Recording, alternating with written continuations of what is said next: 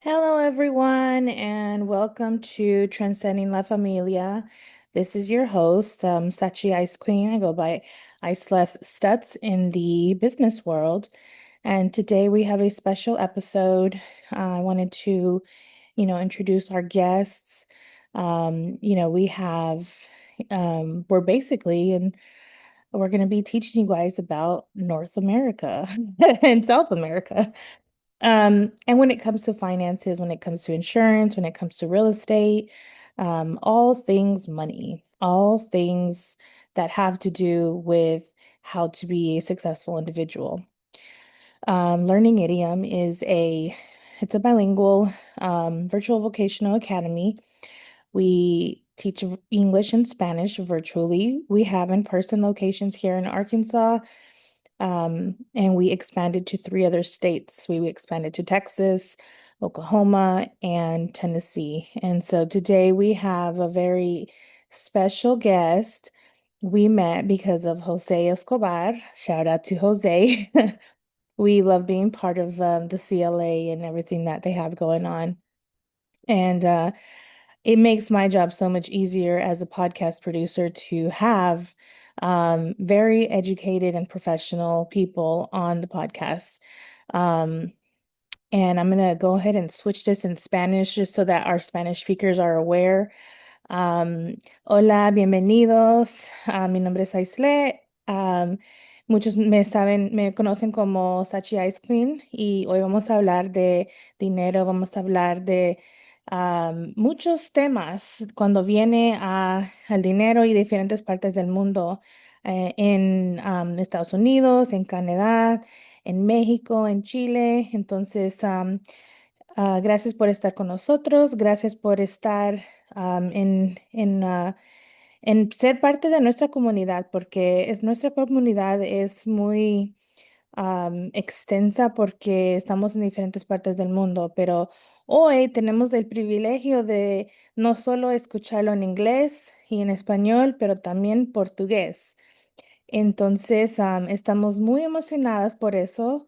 am, y espero que les guste, espero que estén comentando, espero que estén listos por lo que van a escuchar, porque va a ser información muy necesario para cualquier persona.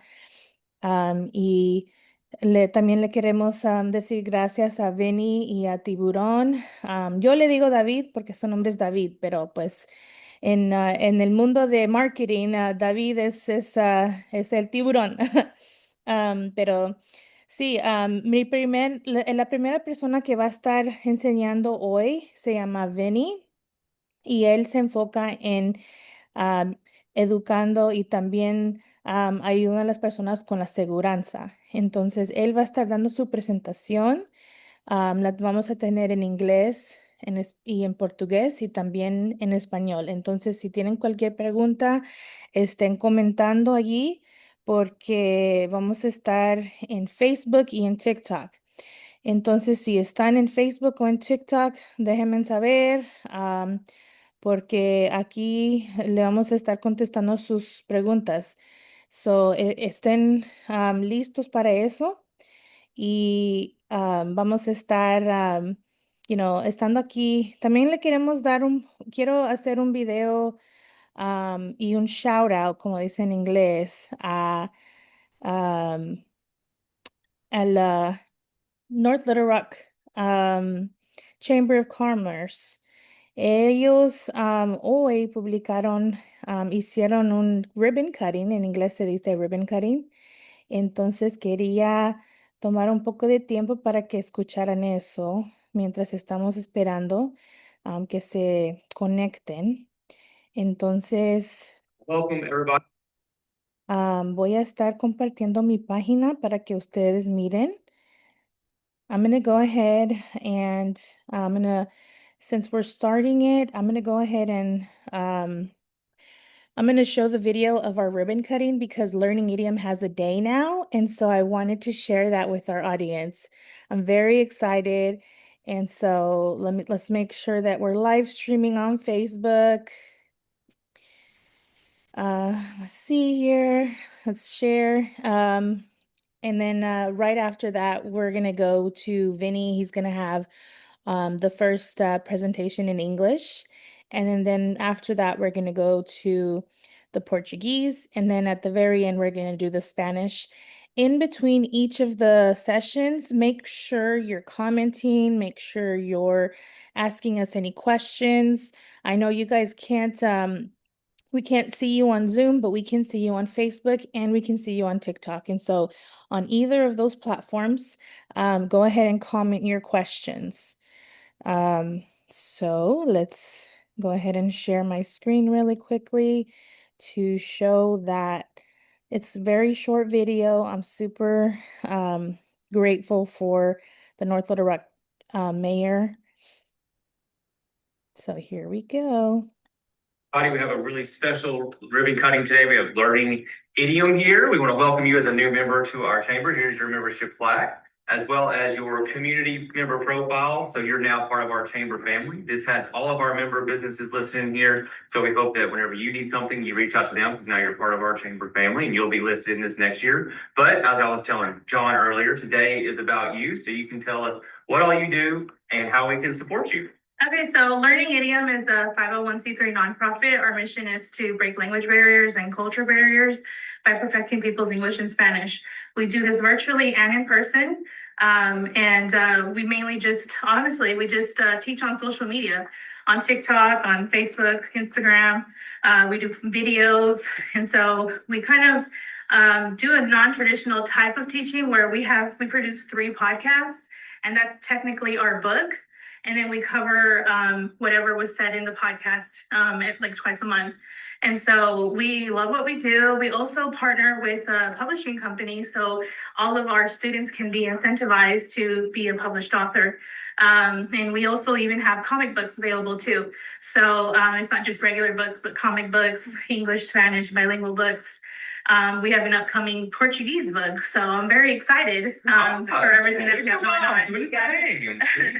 So, but yeah, I'm a Latina. I love sharing my culture. We love sharing food as well. So in addition to the languages, we also teach a little bit of culinary arts where the idiom is an expression. It's a form of expression. So not only do we teach the languages, but we teach our culture. But that's basically what Learning Idiom is all about. Muito bien. Also to add in, something that we just started this year, which has been a great blessing to us and this family is, we are so happy to be part of this chamber and be part of the amazing things that goes on with the great city of Little Rock and North Little Rock.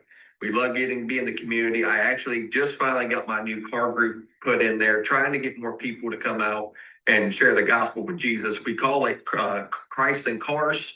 We would love to have people start showing up. They are going to be, I believe, starting this weekend on Sundays from 12 p.m. to 4 p.m.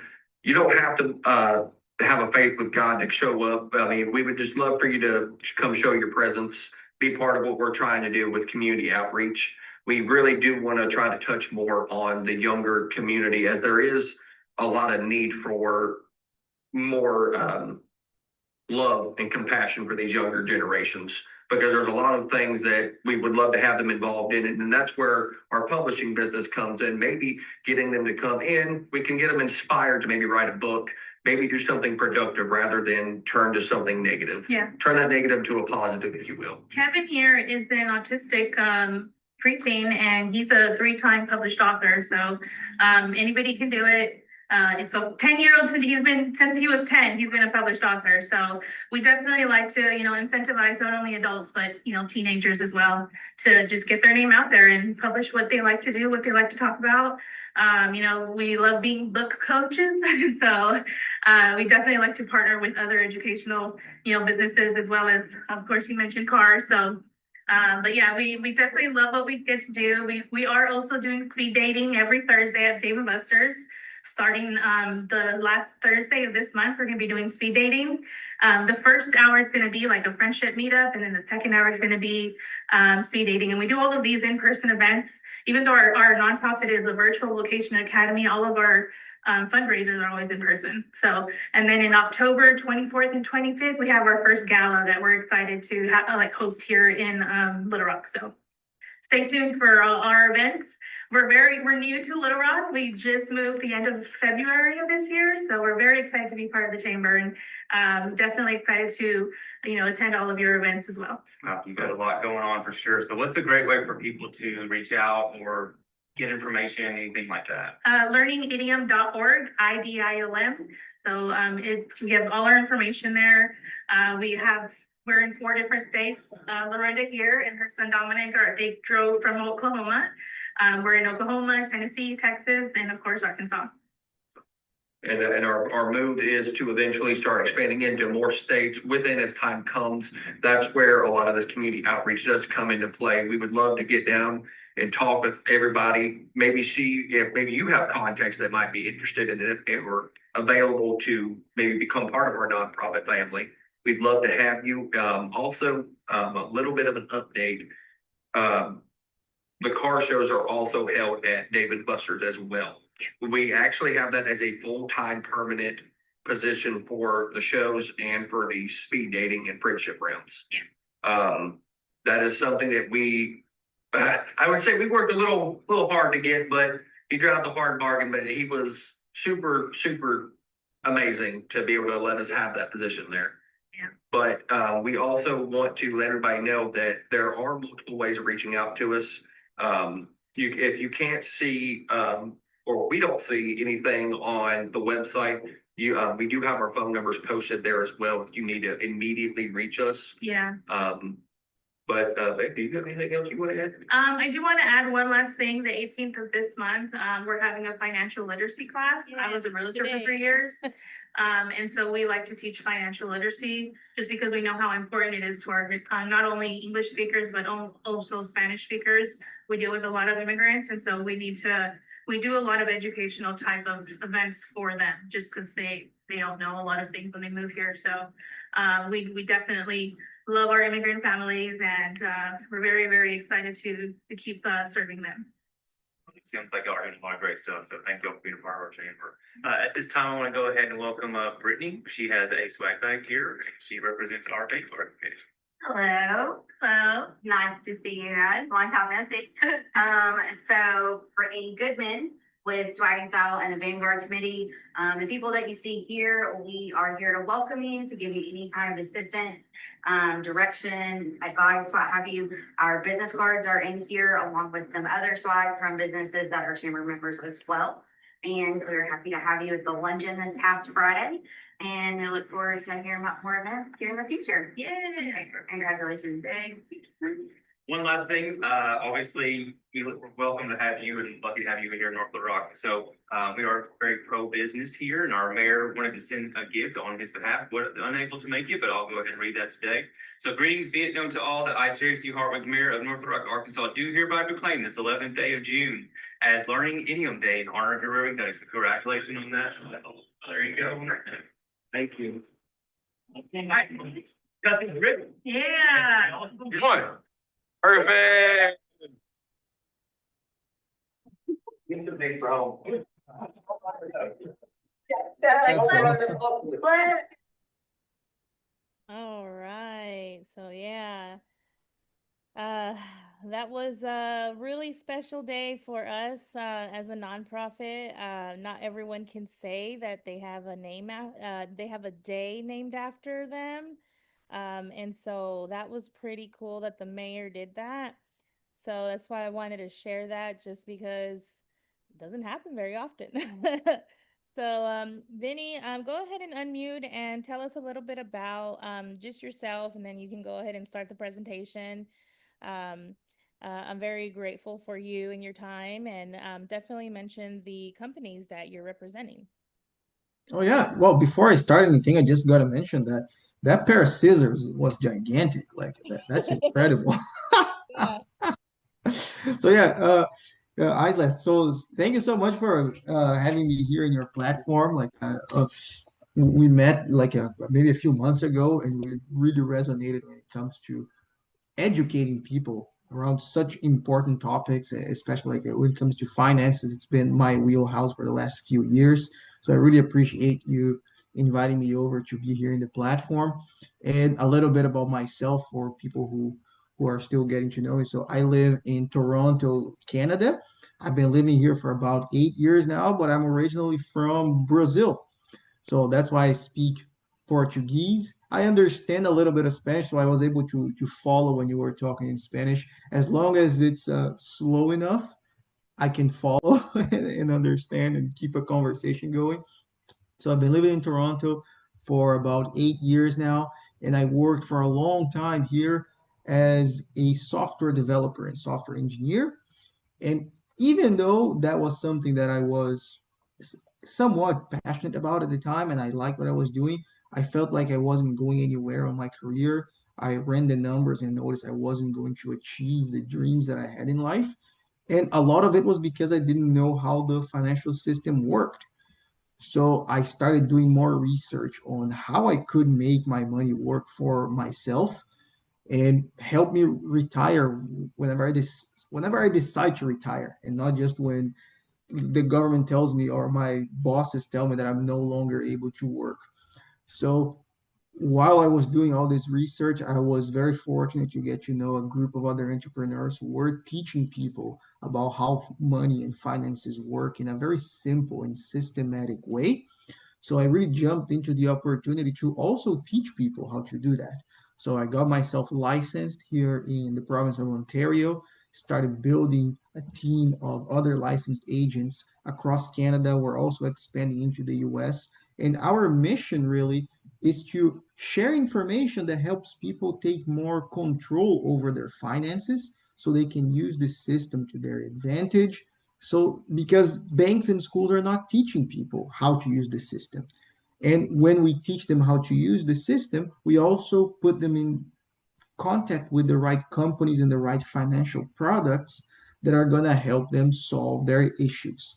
So it's a good thing that we are licensed so that we can open the accounts and policies for our clients to do that. And we are focused on also getting people who have the entrepreneurial mindset to help share this information with others across North America. Some of the companies that we represent, so we work with Transamerica, Fidelity, Equitable. I believe in the US Nationwide is also part of our wheelhouse, Everest, Manulife. We work with a lot of different providers, and which I think it's incredible because we don't need to be dependent on only one bank or one financial institution. We don't have the same bias that advisors from the banks have. We can pick and choose what is more suitable for our clients and what's going to solve their problem. Oh yeah, I think that is definitely really beneficial in a lot of ways. I think there's so many people that they don't know anything to do about, like, they don't know what to do with their money and how to make a little bit of money, a lot of money, or they don't know how to use the money that they have wisely. And so I'm very excited about, just what we have planned for the rest of the year, just to educate people. I know we're wanting to do it in the three languages every 3 months. I think that is doable. Um, because not only is there Spanish speakers here in the US, but there's a few, Brazilians like yourself here that they don't speak Spanish, they speak Portuguese, which I thought was really cool when I found that out about you because I was like, but yeah, go ahead and tell us how the companies help these families, and where in the world can they help and get policies at? Okay, perfect. Yeah. So we work only in Canada and in the US. So we can serve clients in both of these countries. Now, our agents don't necessarily need to be in these countries. We do have some agents who I think they are serving some clients in the west coast of Canada in Vancouver, but they moved. She's living in Puerto Rico right now, or is it Costa Rica, something. It's one of those two. Like one of my friends from Vancouver, she moved to Central America or South America, and she's serving clients from there. And so we as agents can operate from anywhere, but our clients are in the United States and Canada, and that's where we hold our licenses. Our licenses are for each province or each state, and Yeah, sorry, was there anything else that you asked me? I No, remember this part. I wanted to know like where is it that you could open policies at? Because I think that's very Oh, like essential information because I know a lot of people were they're gonna tune in from different parts of the world. So I want to make sure that they're able to uh oh, got it, got to it, get a policy from you got it, got it. So if yeah, it's possible. yeah, it would be these two countries. If they want to leave the country after opening the account, they can. So that would be good. But in order to sign the policy, they need to be physically present in Canada or in the US. Even if it is an e-signature, these days, like the companies, they track your IP. So you need to be physically in Canada or the US. Oh, that's awesome. I definitely wanted to ask because we always ask all of our guests. And I didn't send you this question, but it's just a question we always ask all of our guests. Since this is your first time to Transcending La Familia, welcome. Um, we always ask, if life was a lesson, what would you say it's been teaching you using one word or phrase? My favorite phrase is there is always a way out. That's the lesson that I think life teaches me, that no matter how dire the situation may seem, there's if we are creative enough, and if we have grit enough, there is always a way to turn the situation around. We may get beat down, but we can still get up, and there is always a way out. That's my life mantra. That's awesome. I think that is definitely very true in a lot of ways. Um, Go ahead and are you going to share your screen? I know I made you a co-host so that you could share your Yeah, screen. Uh, yeah. you can go ahead and start your presentation. I know David said he was going to be on a little later. Hmm? I think he's finishing up some things, and I think the time difference for him, he's 1 hour behind us, and so he had some things he had to finish up, but he will be joining us a little later. Yeah, no problem. Do you want me to start with the English presentation? Yes. So we're going to be Okay. doing the English one, and then we're going to be doing the Portuguese, and then the Spanish one. Okay, perfect. So let me know if you guys can see my screen then. Yes. Okay, perfect. Yeah, so the topic that I chose for today is leverage strategies, mainly because I know that a lot of your audience also deals with uh, real estate, right? And that's one of the businesses that you're primarily involved right now. And this topic has a huge relationship with real estate. It's a strategy that can also be applied with real estate. And I'm going to show how I can apply that using my license in insurance. And this can be applied in Canada or in the US. And it's a really great way to use a financial asset by using the bank's money instead of our own money. Sounds good? All right, so now leverage strategies. So first, I want to start with this. There are a lot of different assets out there that we can invest in. And I have a list here. So let's say we can learn how to use the stock market and we can invest in stocks, either in a buy and hold way, or we can trade in the stock market, but that is an asset people can invest in.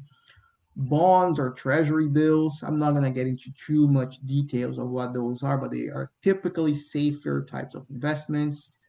Mutual funds or ETFs, now they're getting a lot more space in the market. And to keep it very simple, those are baskets of stocks and bonds where you have a lot of different companies. Here in Canada, we have a third type called segregated fund. That's a product that's only available in Canada. Oh, and I didn't write over there, but there's also index funds. Okay. And cryptocurrency, that one, I think like a few years ago, there was a little bit more of a buzz around it. Now maybe it's quieted down, but there are waves when it comes to crypto, still like a powerful asset. annuities that's an interesting asset that maybe we can do a presentation about it at some point. There's a lot of positives and negatives that we can talk about annuities. And now the final two, those are the ones that matter most for today's presentation: real estate and life insurance. Okay. Now, the first thing that sometimes people ask me when I show a presentation like this, they're like, wait, life insurance? Real estate, I know that you can build an asset with, but how can you do that with life insurance? Well, we'll get there. But what is important to understand is both real estate and life insurance, those are the assets where most wealthy people invest in. Sure, wealthy people also invest in building businesses. Those are primarily their biggest assets. But if they are going to invest in something that is going to give them passive income, real estate and life insurance are incredible assets. And why is that? Because it allows them to use leverage strategies. Okay. And now let's think about the definition of the word leverage in the English language. Like, leverage means it's like taking advantage of something or taking benefit from something. And in this case, we are using the bank's money instead of using our own money. And if you use the bank's money instead of touching your own, that means your assets are going to continue growing. Okay, you don't need to cash out your assets. And when you take the bank's money, we're going to do it in a way that is tax free, because it's like the bank is loaning money to you, and loans are tax free. Anybody here likes to pay taxes? I don't think so. I know, Okay. I sure don't. I live in Canada. I don't, believe me. They don't use it correctly because look at those roads. Come on. Well, it depends. Now, here in Ontario, the roads are pretty good, but if you cross to Quebec, the roads are terrible. Oh, when I went to North Carolina, let me tell you, they know how to use their money in North Carolina. Those roads were really nice. Here in Really? Arkansas, they got to get better workers. Okay.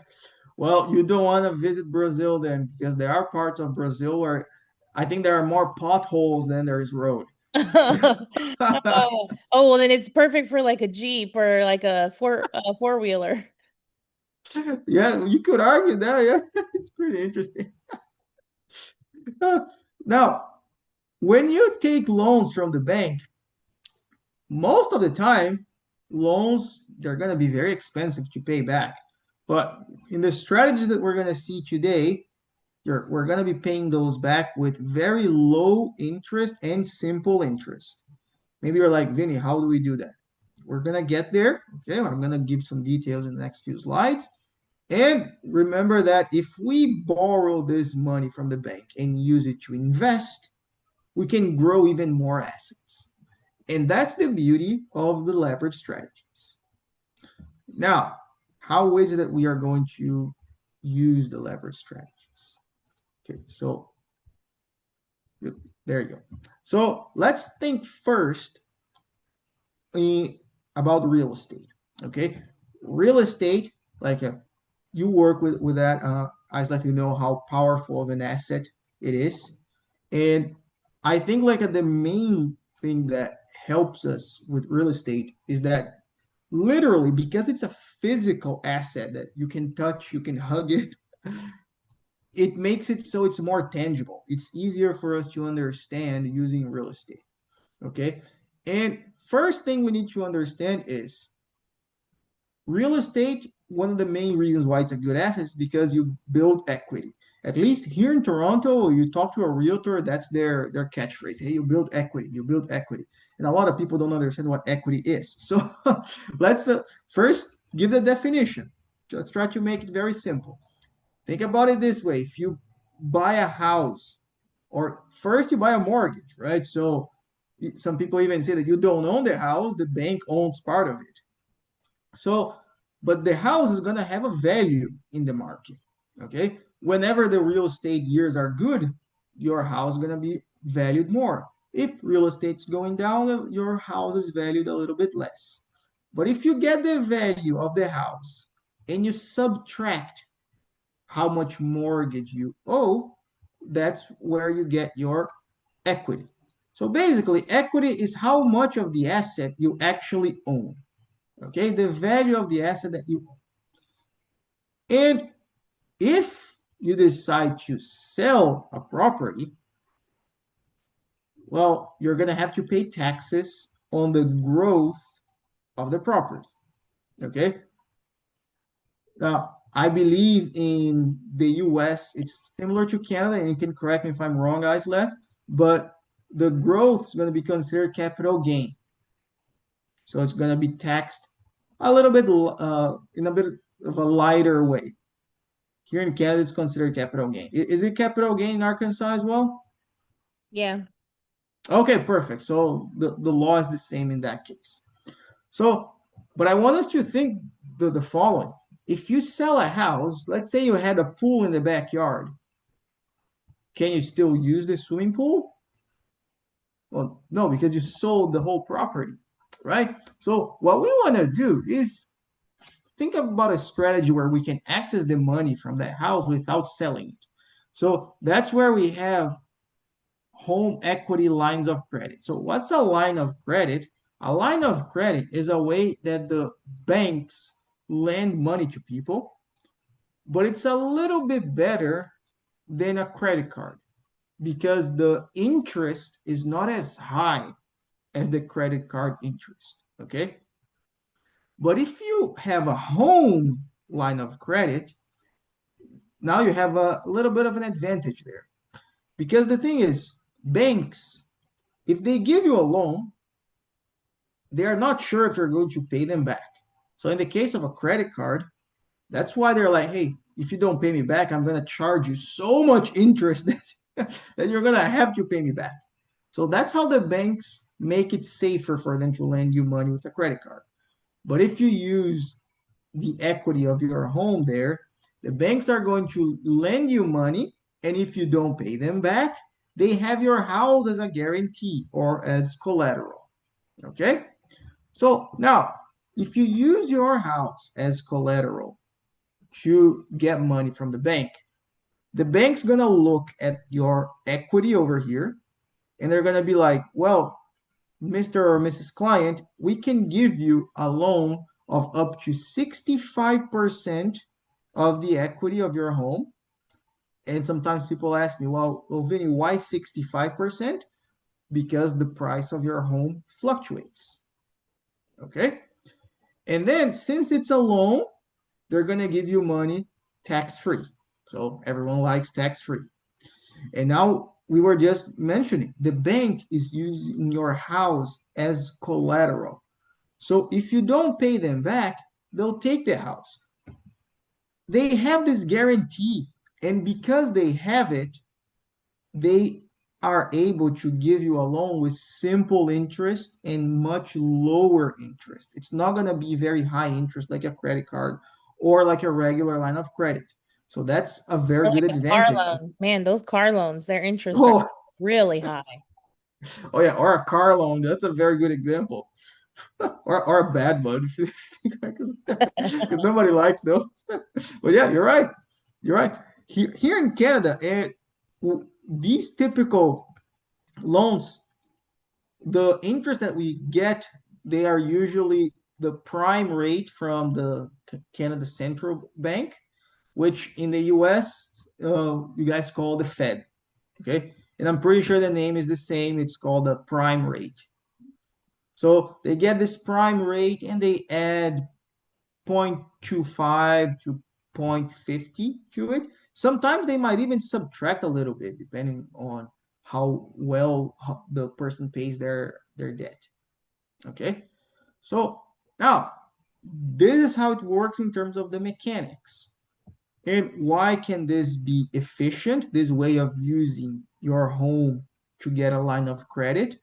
Well, first off, when you get a loan and you have to pay back that interest, if you use the money from the loan to invest in other assets, let's say, for instance, if you want to invest in mutual funds, that interest is going to be subtracted from your income.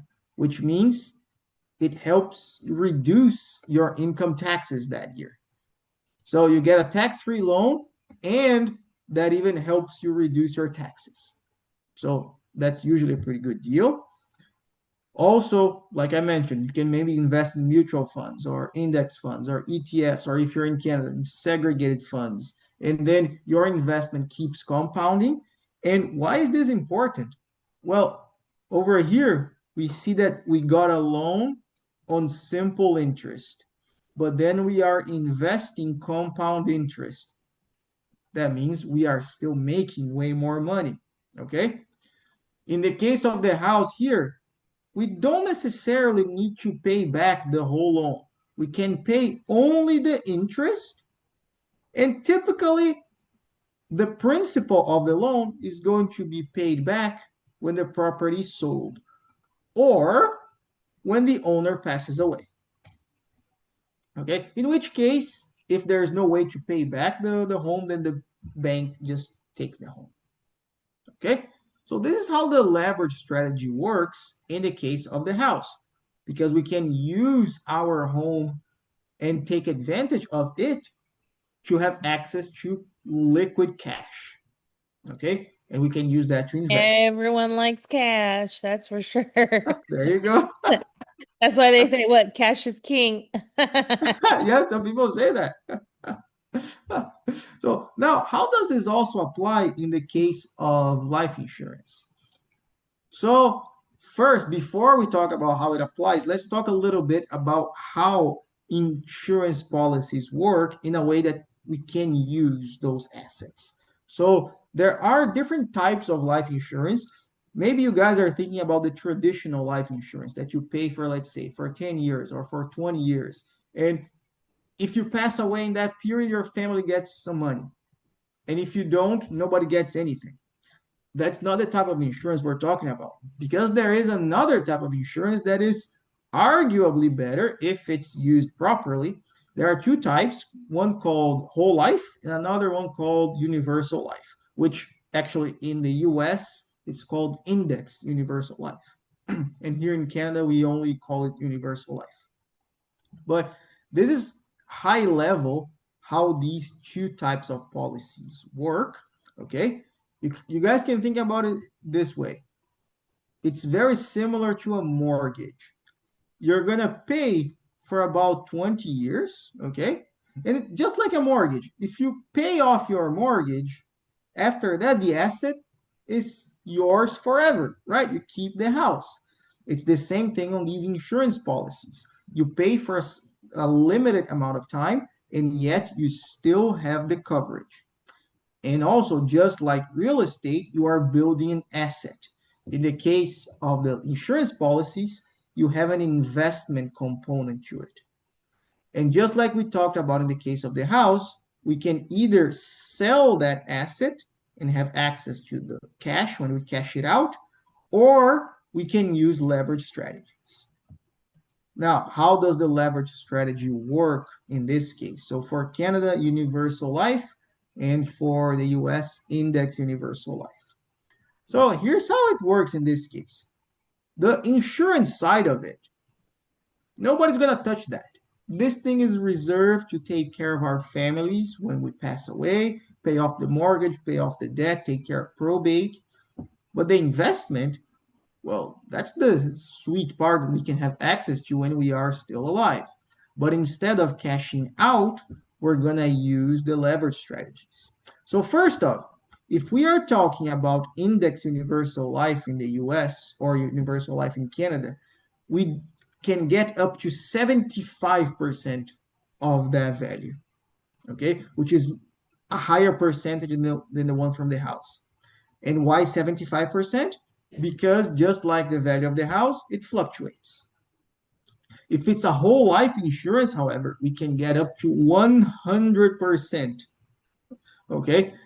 And some of my friends from the US, they might even want to jump in at some point, because index universal life in the US, as far as I'm concerned, it's not going to go down. You might even be able to get 100% as well. Now, this is a loan, so it's going to be tax-free. also simple and low interest.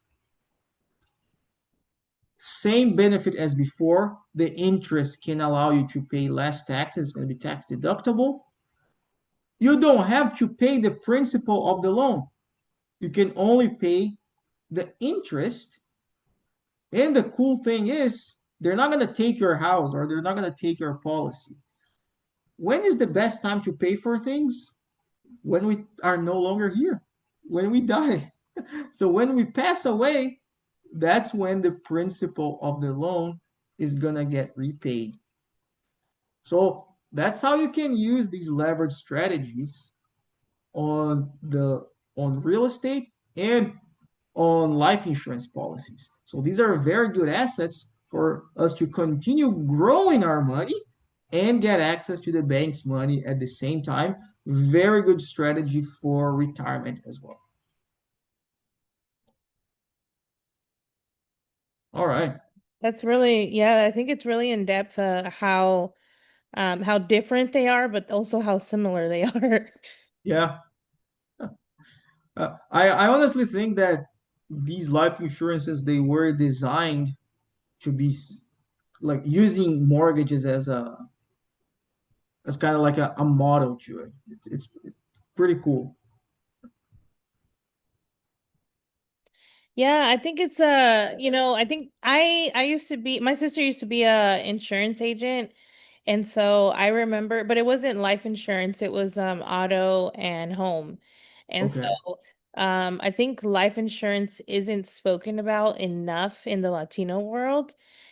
And that's one of the reasons why, so many people nowadays, like they do so many like fundraisers, like they make food and they do all these things when their loved one passes away because they can't afford Mhm. the funeral. And so it's really sad that and my family was one of them. Like my whenever my grandma died, she didn't have life insurance. Ironically, my sister was a life insurance agent when my grandma passed. And Okay. so it was like kind of a missed opportunity because she didn't leave a will, she didn't leave, you know, she had a condo, and so we were able to, maintain that condo, but anything all of her assets that she had in her bank, we didn't have access to. And Hmm. so I thought it was very, very, a very missed opportunity on my family's part, and specifically her children, that and my uncles and my aunts, that they didn't, secure a life insurance policy for her, Hmm. because they could have benefited from it so much, like not only her children but her grandchildren. And so I think life insurance in the Latino world is it's not very not a lot of people talk about it. And like everyone talks about, a housing situation, like you said, it's something that they can touch. Life insurance Yeah. can't touch that. Like you can't, like it's not something, oh, okay, I'm holding life insurance, so like it's not as real to them, And so I think it's definitely interesting to see um the difference between that and then in IRA, which an IRA is a little different, but it's the same concept. And so I think I remember, having a Roth IRA is what they call them here. And so they basically they do um it's similar like a life insurance policy, but every month, like kind of like you were saying, every month the $5,000 here, um, you can't take anything out of it once you start it.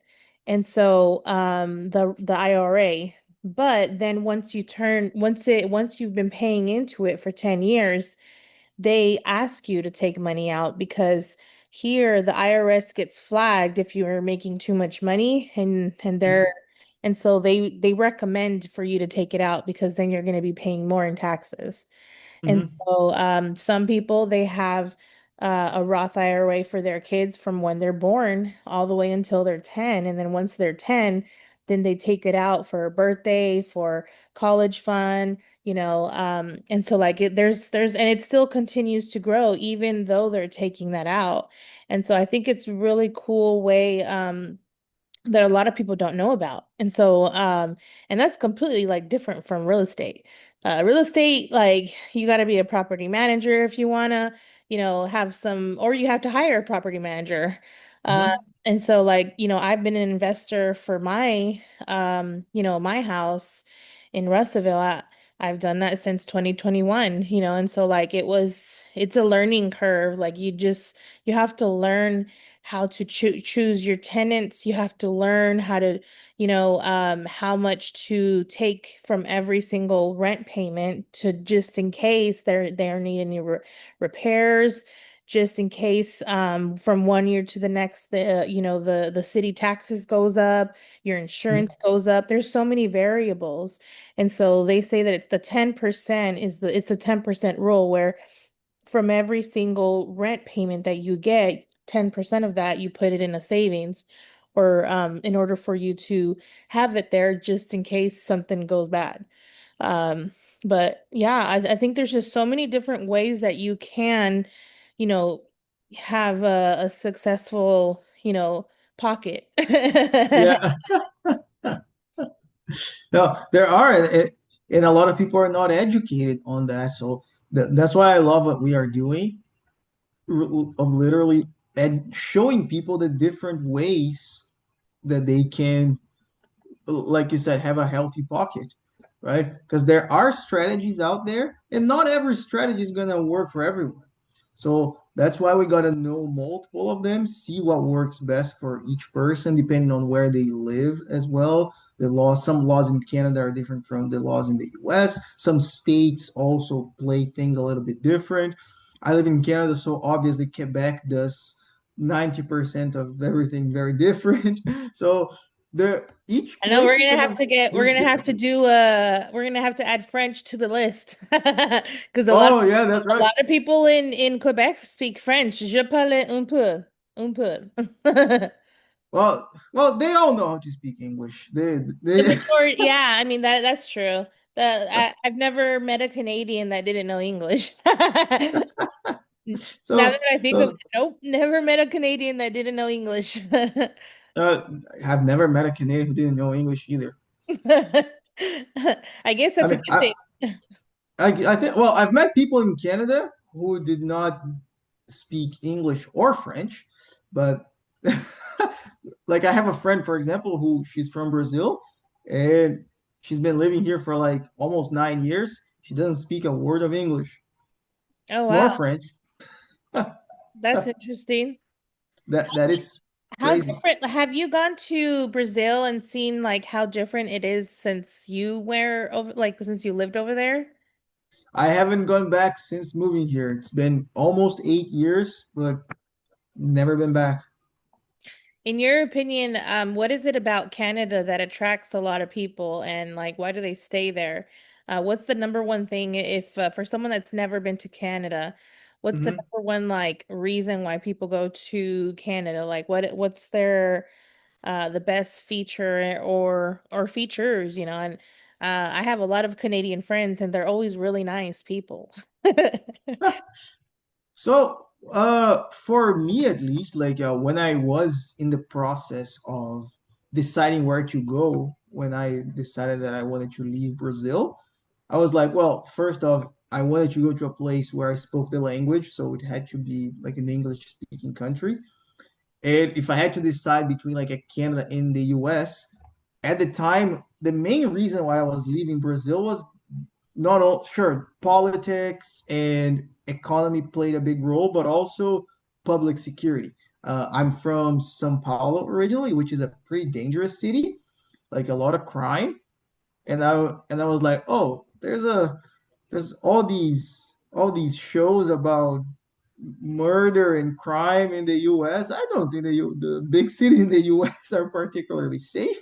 Hey, I might be speaking out of pocket, uh, but like I didn't want to go to the US, at least not to the big cities of the US because of public security. And Canada has always had uh, always seemed to be like a much safer place. It's too So cold. that's why Nobody wants to be in the cold. Nobody oh wants yeah, nobody wants to commit crimes in the cold. you have a good point. You have a very good point. I think even in Brazil, like it is like there's crime all year round, but summers it's peak crime Oh season. yeah. Well, they've done studies about how the heat affects like your mood. You're Mhm. more likely to be angry in the heat than you are to in the cold. In the cold, you're like more like vulnerable. Really? You're like cold and you want to get warm. And also I think it's harder for your body to get aggressive, you know? I think that's probably the main reason. Like imagine like if you're waiting on the streets to mug someone, it's better to do that if it's nice and warm outside. But if it's cold, you're not gonna do it. FYI, we are not condoning violence. No, that's right. We are not doing that. I had to say it for everyone that's saying, "Oh, they're talking about, hurting people."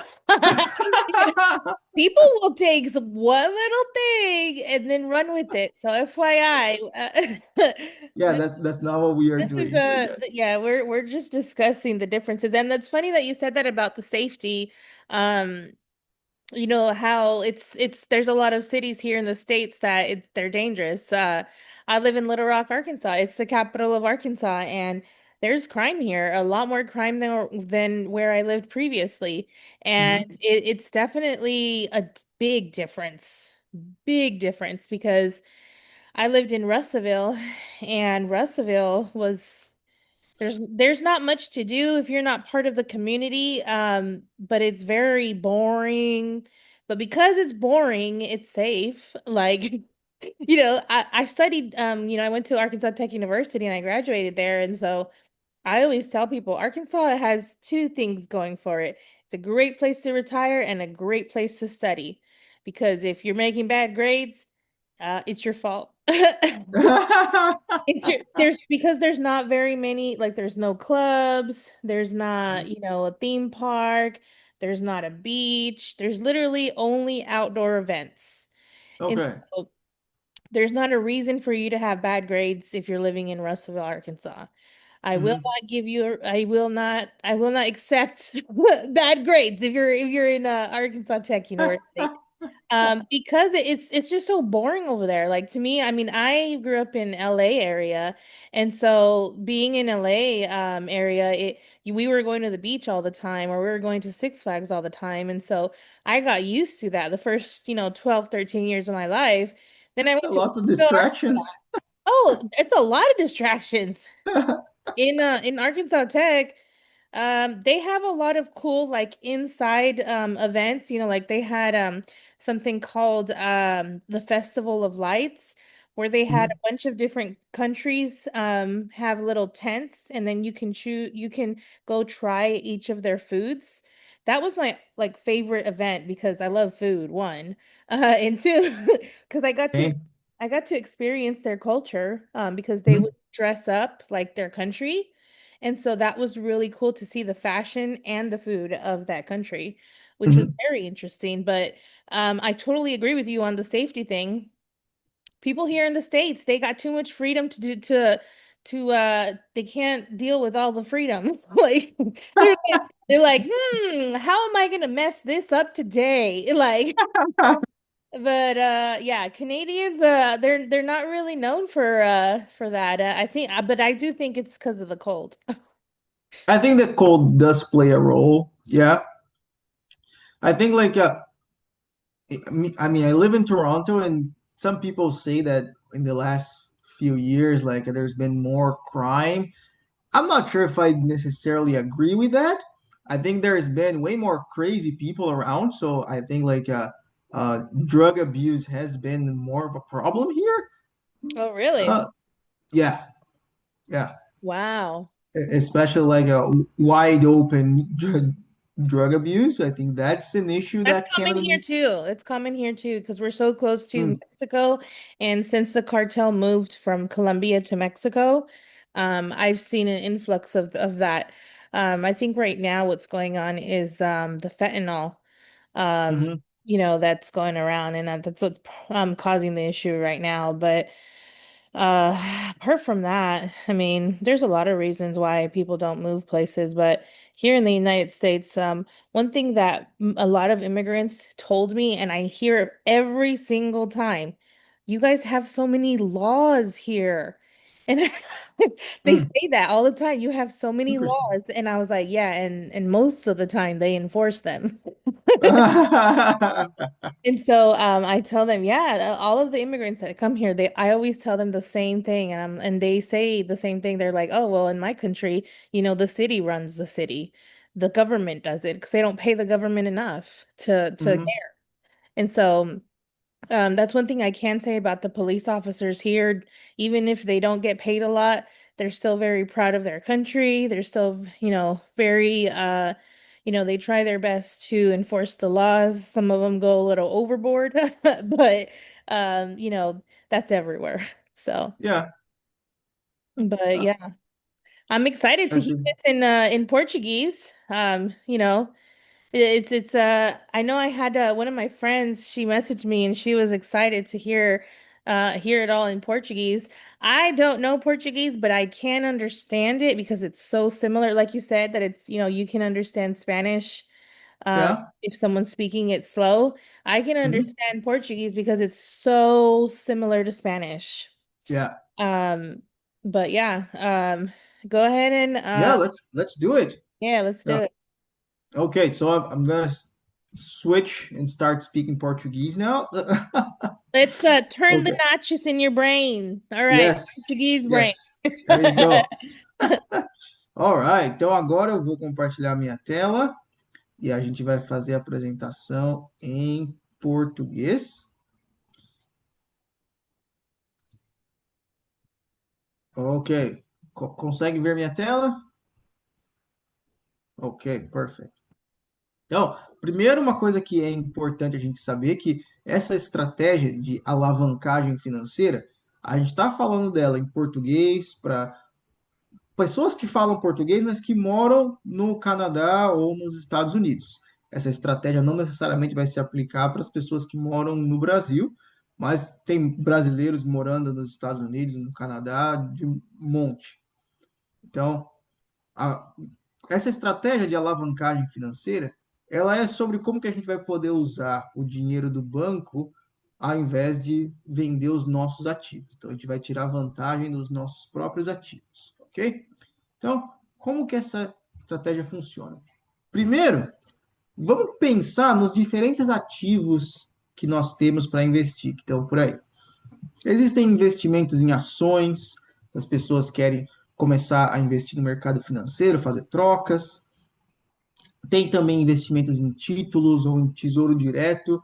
A gente não precisa entrar em muitos detalhes sobre como esses investimentos funcionam, mas tipicamente eles são mais seguros do que o mercado de ações.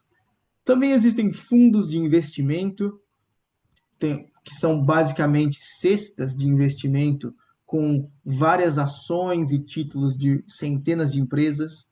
Também temos criptomoedas que, dependendo de como está a situação no mundo, às vezes tem um pouco mais tem mais pessoas falando sobre isso ou não, mas é realmente um ativo financeiro. Temos também anuidades. Anuidades têm muita conversa sobre se são ou não ativos bons para investir. Tem muitas vantagens e desvantagens. Isso vai ser uma outra conversa para outro dia. Mas esses dois outros ativos são os que são mais importantes para a nossa conversa de hoje: investimentos em imóveis e investimentos em seguro de vida, ok? Porque esses são dois ativos em que a gente pode usar essas estratégias de alavancagem. Ok? Agora, por que essas estratégias são muito importantes? Então, as pessoas ricas, quais são os ativos em que elas mais investem? São esses dois: investimentos em imóveis e investimentos em seguro de vida. Porque as pessoas ricas, elas querem investir de forma que elas não precisam usar o próprio dinheiro. Ao invés de gastar o próprio dinheiro, elas vão usar o dinheiro do banco, ok? E aí, como que essa estratégia funciona nesses ativos, então? Primeiro, vamos falar um pouco sobre quais são as vantagens da gente usar o dinheiro do banco na estratégia de alavancagem. Primeiro, a gente tem que lembrar que, como a gente não está usando o nosso próprio dinheiro, a gente está usando o dinheiro do banco, os nossos ativos que se mantêm intocados, eles vão continuar crescendo. E a gente sempre quer que nossos ativos continuem crescendo. Também a gente vai ter acesso a empréstimos do banco que vão ser isentos de imposto. A gente não vai precisar pagar imposto no dinheiro que a gente está recebendo. Esses empréstimos têm que ser pagos de volta, só que eles serão pagos com juros baixos e também juros simples, ao invés de juros compostos. E lembrando que a gente pode pegar esse empréstimo e investir boa parte do dinheiro para fazer com que os nossos ativos cresçam mais ainda. Esse que é a parte legal dessa estratégia de alavancagem. Usar um ativo para poder crescer outros, ok? Então agora, como que essa estratégia vai funcionar se a gente está falando sobre investimentos em imóveis, ok? É importante a gente falar sobre investimentos em imóveis porque eles são um pouco mais tangíveis. É mais fácil da gente entender como que funciona o investimento em imóveis porque a gente pode literalmente tocar, a gente pode abraçar um imóvel. Então, como que isso funciona? Então, primeiro, a gente tem que definir esse nome aqui, o patrimônio líquido de um ativo, ok? O patrimônio líquido, que em inglês a gente chama de equity, ele vai ser o valor da nossa propriedade menos o que a gente está devendo de hipoteca, ok? Porque tudo bem que às vezes a gente pode até pagar um imóvel à vista, só que normalmente as pessoas compram uma hipoteca. Então, o banco vai ser dono de parte do imóvel. A parte do imóvel que nós somos os donos vai ser chamado do nosso patrimônio líquido, ok? Agora, imagine que você tem uma casa e você quer acessar o dinheiro dessa casa. O que a gente pode fazer? A gente pode vender o imóvel. Mas vender o imóvel vai ser uma boa estratégia? Bom, não necessariamente. Porque a gente vai, primeiro, perder o imóvel, a gente não vai ter mais acesso a essa casa, não vai ter acesso à piscina que tinha no quintal de trás. E também o crescimento desse imóvel vai ser taxável. A gente vai ter que pagar imposto nesse crescimento. Então, por que a gente não usa uma outra estratégia? A outra estratégia é essa tal de HELOC, que a gente chama em inglês, que é a Home Equity Line of Credit. Essa estratégia, a gente vai pegar uma linha de crédito segura. O que seria uma linha de crédito? A linha de crédito ela é semelhante a um cartão de crédito no banco. Mas a diferença é que os juros da linha de crédito eles vão ser simples e vão ser bem mais baixos do que os juros de cartão de crédito. A gente pensa o seguinte, por que os juros do cartão de crédito é tão alto? Porque não tem garantia nenhuma de que uma pessoa que tem cartão de crédito vai pagar o banco. Então, por isso que o banco fala, não, se você não me pagar, a gente vai te cobrar juros altíssimos. Só que nessa estratégia de alavancagem, a gente pode ter acesso a dinheiro do banco com juros baixos. Então, como que funciona? Como que são as mecânicas dessa estratégia? Então, digamos que você tem uma propriedade, você chega para o banco e fala, senhor banco, eu quero que você me dê um empréstimo sobre o valor do meu patrimônio desse imóvel. O banco vai falar, senhor ou senhora cliente, a gente pode te dar um empréstimo de até 65% do valor desse patrimônio líquido. Por que 65%? Porque o valor do seu imóvel flutua, ok? E esse empréstimo, ele vai ser isento de impostos. Empréstimo nunca tem imposto. Aí, só que a gente tem que pagar esse empréstimo de volta, né? Esse pagamento vai ser com juros simples e juros baixos. Por quê? Porque essa linha de crédito ela é mais segura para o banco.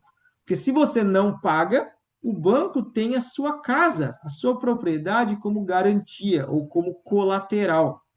Ok? Então, eles podem tomar a sua casa se esses pagamentos não forem feitos. E, normalmente, essa taxa que vai ser paga em juros, ela vai ser que a gente chama de juros prime, que são juros bem baixos, que são setados pelo Banco Central, ou do Canadá, ou dos Estados Unidos. Ok? Agora, qual que são as vantagens que tornam essa estratégia bem eficiente? Primeiro que, se a gente usa esse empréstimo para investir em outros ativos, digamos que a gente use para investir em fundos de investimento, por exemplo, quer dizer que os juros desse empréstimo, eles podem ser dedutidos ou subtraídos da nossa renda. Isso vai nos ajudar a pagar menos imposto de renda. E eu acho que todo mundo aqui gosta de pagar menos impostos, ok? E também, imagina que você está usando isso para investir em fundos de investimento que vão fazer seu dinheiro continuar crescendo com juros compostos. Olha só que legal! A gente está pegando empréstimo em juros simples e investindo em juros compostos. Então a matemática vai fazer com que a gente ganhe bem mais dinheiro no final das contas. O legal dessa estratégia é que a gente não necessariamente precisa pagar o capital inicial, o principal da dívida. A gente pode pagar apenas os juros, ok? Porque o capital inicial, ele vai ser pago durante a venda do imóvel, ok? Então, isso que é o legal dessa estratégia de alavancagem. Mas aí, como que essa estratégia vai funcionar para aquele outro ativo, para um seguro de vida? Antes da gente entrar nesses detalhes, vamos tentar entender como que os seguros de vida funcionam aqui na América do Norte. Porque, tipicamente, quando a gente ouve seguro de vida, a gente pensa naquele seguro de vida mais tradicional, aquele que a gente paga por, sei lá, 10, 20 anos. Se a gente falece durante esse período de tempo, nossa família recebe dinheiro. Mas se a gente vive depois de ter pago esse seguro, nada acontece. A gente simplesmente pagou e ninguém recebeu dinheiro nenhum. Só que tem outros tipos de seguro que são seguros de vida permanentes. Esses seguros permanentes, que aqui no Canadá nós temos dois tipos, nós temos o Universal Life e o Whole Life. E nos Estados Unidos tem o Whole Life e tem o Index Universal Life. Que o Universal Life e Index Universal Life são semelhantes. Mas em termos de mecânica, como que todos esses seguros funcionam? Eles têm um design que é bem parecido com o pagamento de hipoteca, ok? Em que a gente vai pagar por um período determinado de tempo, normalmente 20 anos, e pensa no caso de uma casa, de uma hipoteca. Se você paga hipoteca por 20 anos, você termina de quitar a casa, depois disso, a casa é sua. Você pode fazer o que você quiser com a casa, você é o dono soberano do ativo. E a mesma coisa nesses seguros permanentes. Nós pagamos por 20 anos e depois disso nós continuamos com esse seguro de vida para o resto da vida. Então, não importa quando a gente falecer, nossa família vai ter o dinheiro do seguro. Mas, além disso, não só tem o seguro de vida, nós também temos acesso a uma outra caixinha aqui de investimentos, porque parte do dinheiro também vai ser investido e nós vamos estar crescendo um ativo, ok? E aí, como que nós podemos fazer o acesso ao dinheiro desse ativo? Nós podemos vender tudo e ter acesso ao dinheiro líquido, ao cash, ou nós podemos fazer a mesma estratégia de antes, fazer um empréstimo com uma linha de crédito. E aí, como que isso vai funcionar? Agora que a gente já entendeu como que o seguro funciona. Lembrando que a gente vai ter duas partes no nosso seguro, usando aqui o Index Universal Life, ou no Canadá o Universal Life como exemplo. Nós temos a caixinha do investimento e nós temos a caixinha do seguro. O seguro, ninguém pode mexer. Nossa família vai ter acesso ao dinheiro do seguro quando a gente falecer, para pagar impostos, para colocar nossas crianças na escola. Então, ninguém vai ter problema com essa parte do seguro. O investimento é aquele que a gente pode ter acesso ainda em vida. Então, a gente pode fazer um cash out, que não necessariamente é recomendado, mas nós podemos usar as nossas estratégias de alavancagem, usando uma linha de crédito. E aí nós teremos acesso até 75% desse investimento, ok? Chamado de cash value.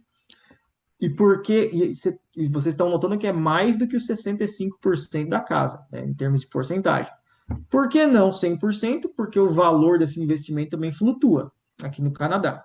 Se nós estivermos falando de whole life insurance, aí ele pode ser até 100%. Esse empréstimo ele vai ser isento de impostos. Lembrando que também os juros vão ser simples e vão ser bem baixos pelos mesmos motivos de antes. A gente vai poder subtrair esses juros da nossa renda e pagar menos imposto de renda se a gente usa esse empréstimo para investir. A gente não precisa pagar o capital inicial da dívida, o pagamento apenas dos juros vai ser feito. Agora, essa aqui que é a parte que é mais legal. A gente nunca precisa pagar essa dívida de volta. Porque quando que é a melhor situação para pagar alguma coisa? Quando a gente morre. E a gente só vai pagar essa dívida quando a gente morrer. O nosso seguro de vida e a parte do investimento do seguro de vida que vão tomar conta dessa dívida.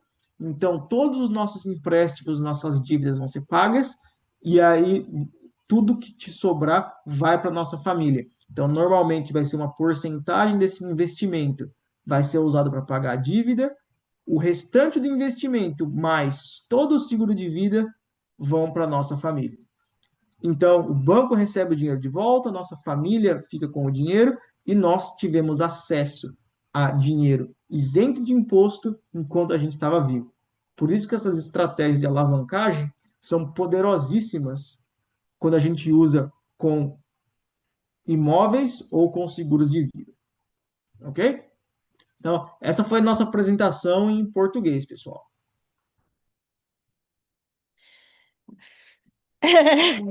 Sí. So, Uh, how were you able to follow I followed most of some it? of it, and then especially when you said equity, I was like, equity. I knew that one. Bienvenido, David, a Tiburon, de Evolución. Para todos los que están escuchando y están en Facebook y en TikTok, hola, gracias por estar aquí con nosotros.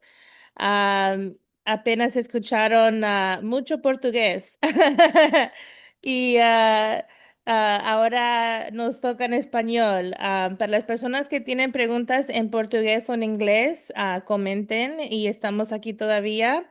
Ahora va a ser la parte de español.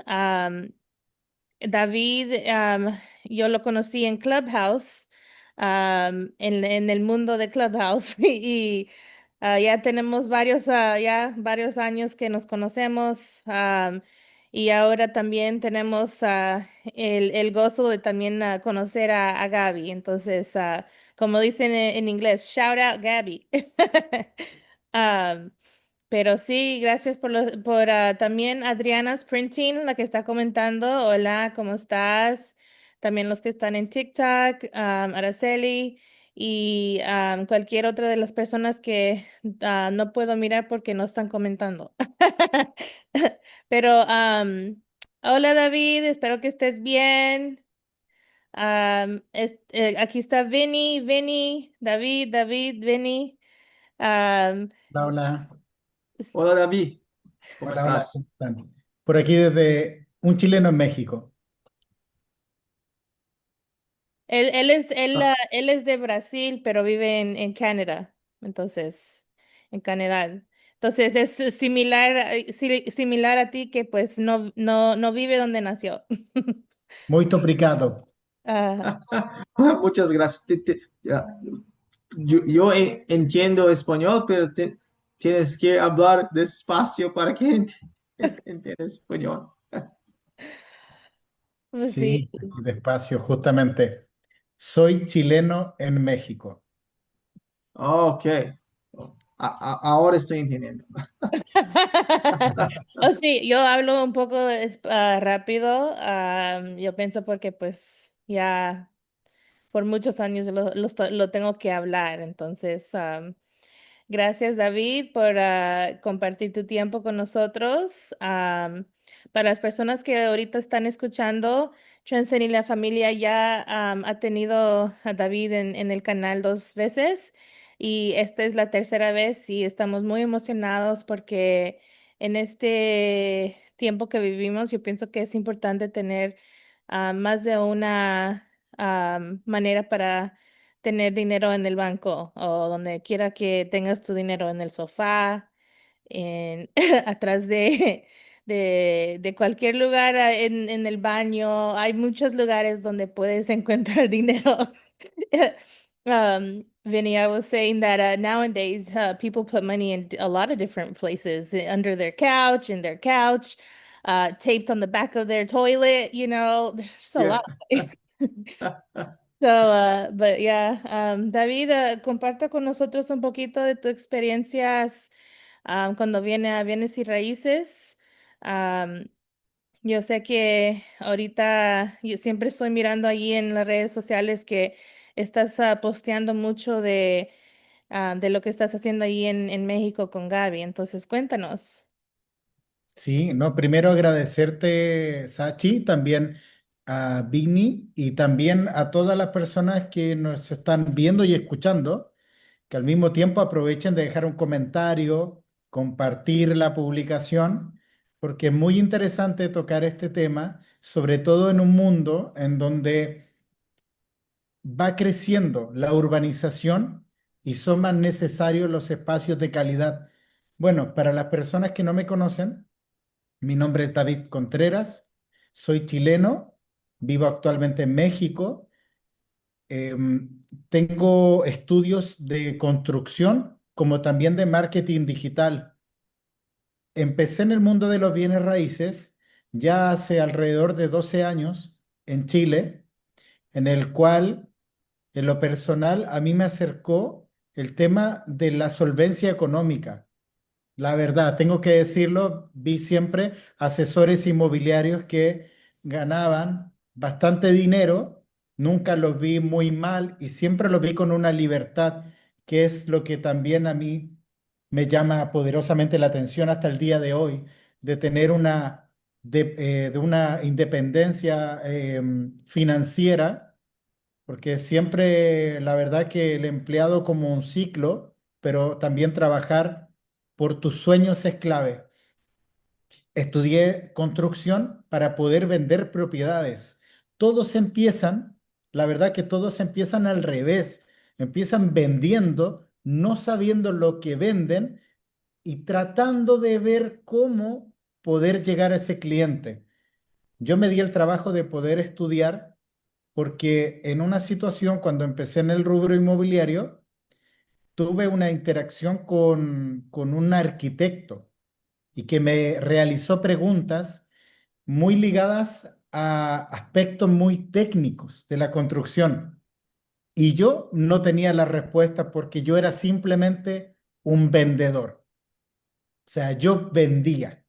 Entonces me capacité, estudié, tengo mi carrera, estoy egresado en la parte de construcción y tuve em, estuve también participando en los procesos de entrega. Esa fue mi práctica, procesos de entrega de propiedad. Cuando te entregan una propiedad, la garantía que tiene la inspección de vivienda. Y eso me sirvió mucho a entender que hay un factor más allá de la venta, es la asesoría y poder hacer una una estrategia, la verdad, de confianza con tu cliente.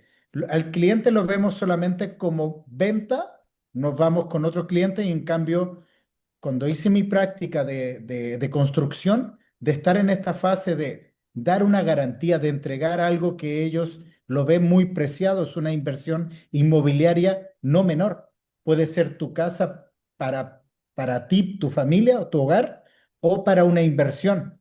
Otro punto que no entendía, yo veía una casa, todo el mundo conoce una casa, hasta el que no tiene casa sabe lo que es.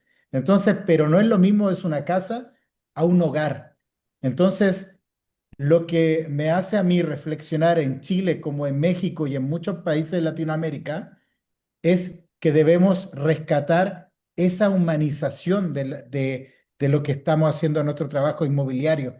Tenemos que hacer sentir a quien compra que sea una inversión que vea, que sienta una confianza, que te vea a ti como un apoyo, que si te pregunta algo técnico, tú le puedas dar una respuesta. Si te pregunta por plusvalía, que sería el valor que puede tener esta propiedad en el presente, futuro, que tú puedas ser capaz de mirarlo a la cara y poder dar una respuesta, una seguridad. En la parte de marketing digital, me sirvió mucho para promoverme en redes sociales, tanto en mi área como marketing, que tengo mis redes para poder impulsar emprendedores, pero en la parte inmobiliaria también me doy cuenta que muchos asesores hoy en día solamente publican, esta es la casa, tiene muchos metros cuadrados, con una sonrisa fingida y no hay algo real y todos venden igual. Y la verdad es que tienes que crear esa confianza, tienes que crear contenido educativo, contenido noticioso, te tienen que ver a ti como un referente. Imagínate el caso de Sachi. Si en sus redes sociales Sachi dice, ¿sabías tú que el crecimiento inmobiliario por ejemplo, a ver, veámoslo aquí en México, en Yucatán, por ejemplo, si lo vemos así?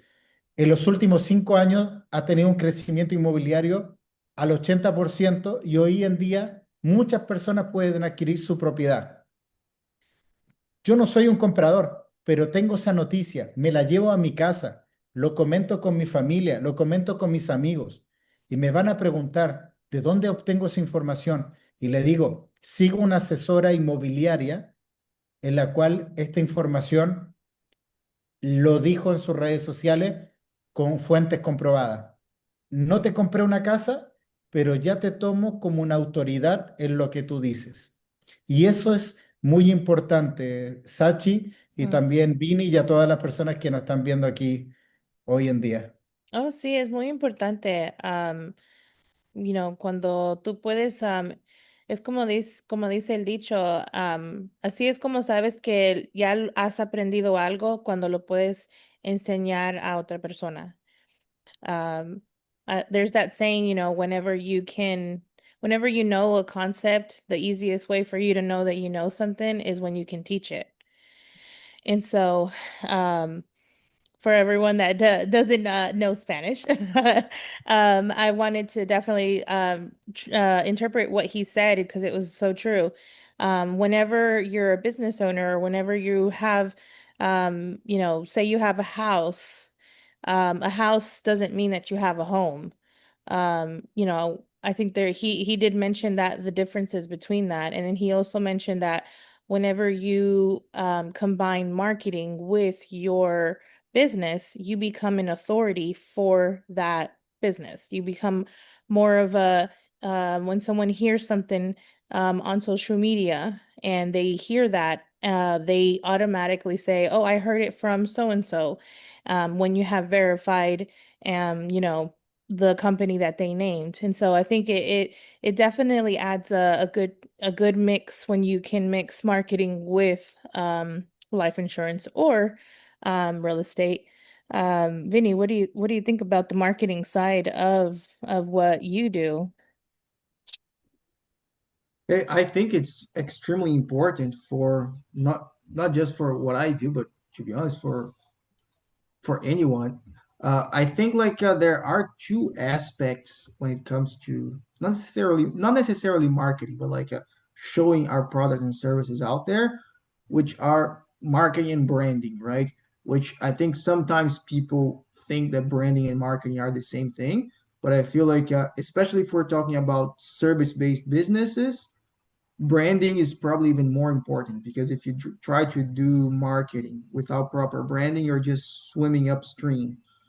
And marketing is how you're going to use strategies to connect your consumers to your product. But in service-based businesses, oftentimes people are buying you and not your product. So that's why I feel like branding is extremely important too. Oh, yeah, it's definitely true. So lo que dijo es que cuando viene a marketing y todo, las personas te están comprando a ti, no están comprando tu producto. Entonces, cuando dijiste eso es lo que él pensó. Sí, cuando la verdad que muchas personas piensan que solo compran una oferta. La verdad, y yo creo que podemos vender el mismo producto nosotros tres, pero a uno de nosotros tres, esa persona nos va a elegir. ¿Y por qué sería? ¿Sería por la confianza? ¿Sería por la información? ¿Por saber manejar los tiempos? Porque muchos de los vendedores hoy en día no trabajan la parte de la asesoría y es muy importante, antes de ser un vendedor, ser un asesor. Esa persona que va desde el quiero comprar una propiedad hasta tener una propiedad y después al final, también cuando ya reciben esa propiedad, tener un buen postventa.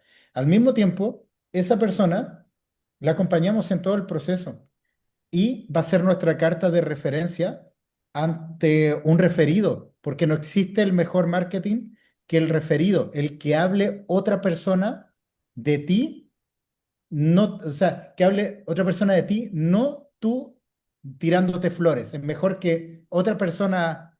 Yo he hablado con personas que me han dicho, llegué a ti porque me recomendó otra persona en la cual me dijo que tú trabajabas muy bien en esta área. Entonces, ya tengo la vara muy alta con el trabajo que hice con el cliente anterior y tengo que trabajar igual y mejor. Siempre tenemos que tener una mejora continua. Y la mejora continua para mí es la humanización de la marca, es poder conectar.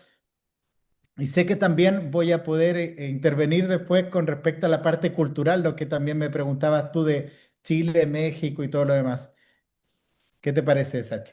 Sí, es cierto. So what he was pointing out is that whenever you're doing, life insurance and real estate transactions and policies, he said that it's very the difference between getting a customer and getting and putting a human behind that. Realizing that you're helping a human, like it's the human aspect of it. Um, what do you think about that in your line of work, Vinny, when it's so important? It's life or death, literally. And so I think that's very important, the what he mentioned about that. You're Yeah. muted, by the way. Oh, thank you.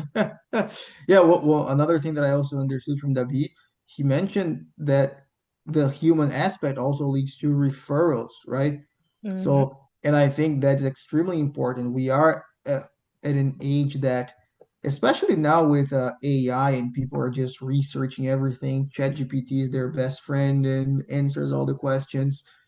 The human aspect probably became even more important than it ever was because we do need that human connection, someone who's going to understand our problems. And like you said, insurance is something that it's like a life and death. So it's not just about selling a product and helping people make money, but it's about finding what their pain is and what is and help solve it. Offering a product that is going to solve their problem in a human way that is going to have them enjoy as their family for as much as they can. So yeah, I totally agree with the B on that. If you are human enough to do this kind of work and people see that, they're also going to send you referrals and word of mouth is gonna allow you to grow your business. Oh yeah, I think it's especially in, small towns, if you live in a small town, word of mouth can either make or break your business. I think it is very essential for you to give, everyone that you come in contact a good experience. That doesn't mean that everyone's gonna like you, but at least they can respect your profession, how professional you are. You know, I think that a lot of the times the lack of words or the lack of and it's not even, and he did mention about, oh, about those sellers of saying, oh, I'm better than you kind of mentality. And that's why people recommend him, is because he doesn't take that perspective when he's selling. He's more on the educational side than, oh, I'm better than the next one kind of thing. And so I think in the business world, sales is everything. And like maintaining that human aspect and that emotion behind that, I think is very essential. You mentioned ChatGPT and AI. They can't give you a hug. They can't Yeah. they can't say, they can't be there whenever you're having like a mental breakdown because you can't make this payment. Like they can't do that. That is only something that a human can do, only a human can empathize and have that empathy. And so I think that our value as humans, I think is a lot more now because machines don't have that.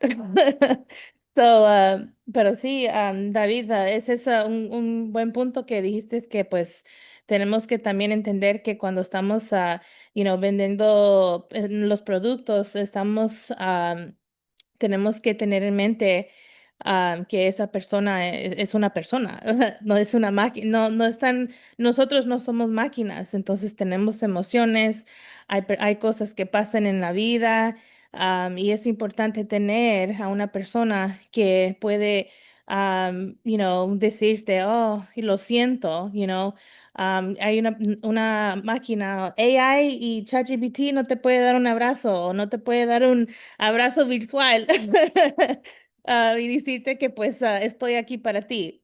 ChatGPT y AI no puede ser eso para ti. Pero una conversación con un amigo o con un socio o con, eso sí nosotros podemos hacer. Entonces yo pienso que el valor de nosotros subió con tanta tecnología que está pasando ahorita, porque nosotros tenemos eso, que pues somos algo real, algo que respira. Sí, sí, mira, hay un tema muy importante porque la incorporación de la tecnología, en este caso la inteligencia artificial, hoy en día muchos de los profesionales tienen un miedo a ser reemplazados. No es como que llegue Terminator y bote la puerta y te saque de la silla. No, eso no va a pasar. Tenemos que sentar a Terminator y ponernos a trabajar con ellos. O sea, para un profesional nos puede servir la inteligencia artificial para ir potenciando herramientas en la cual podemos optimizar el tiempo. Por ejemplo, la planificación.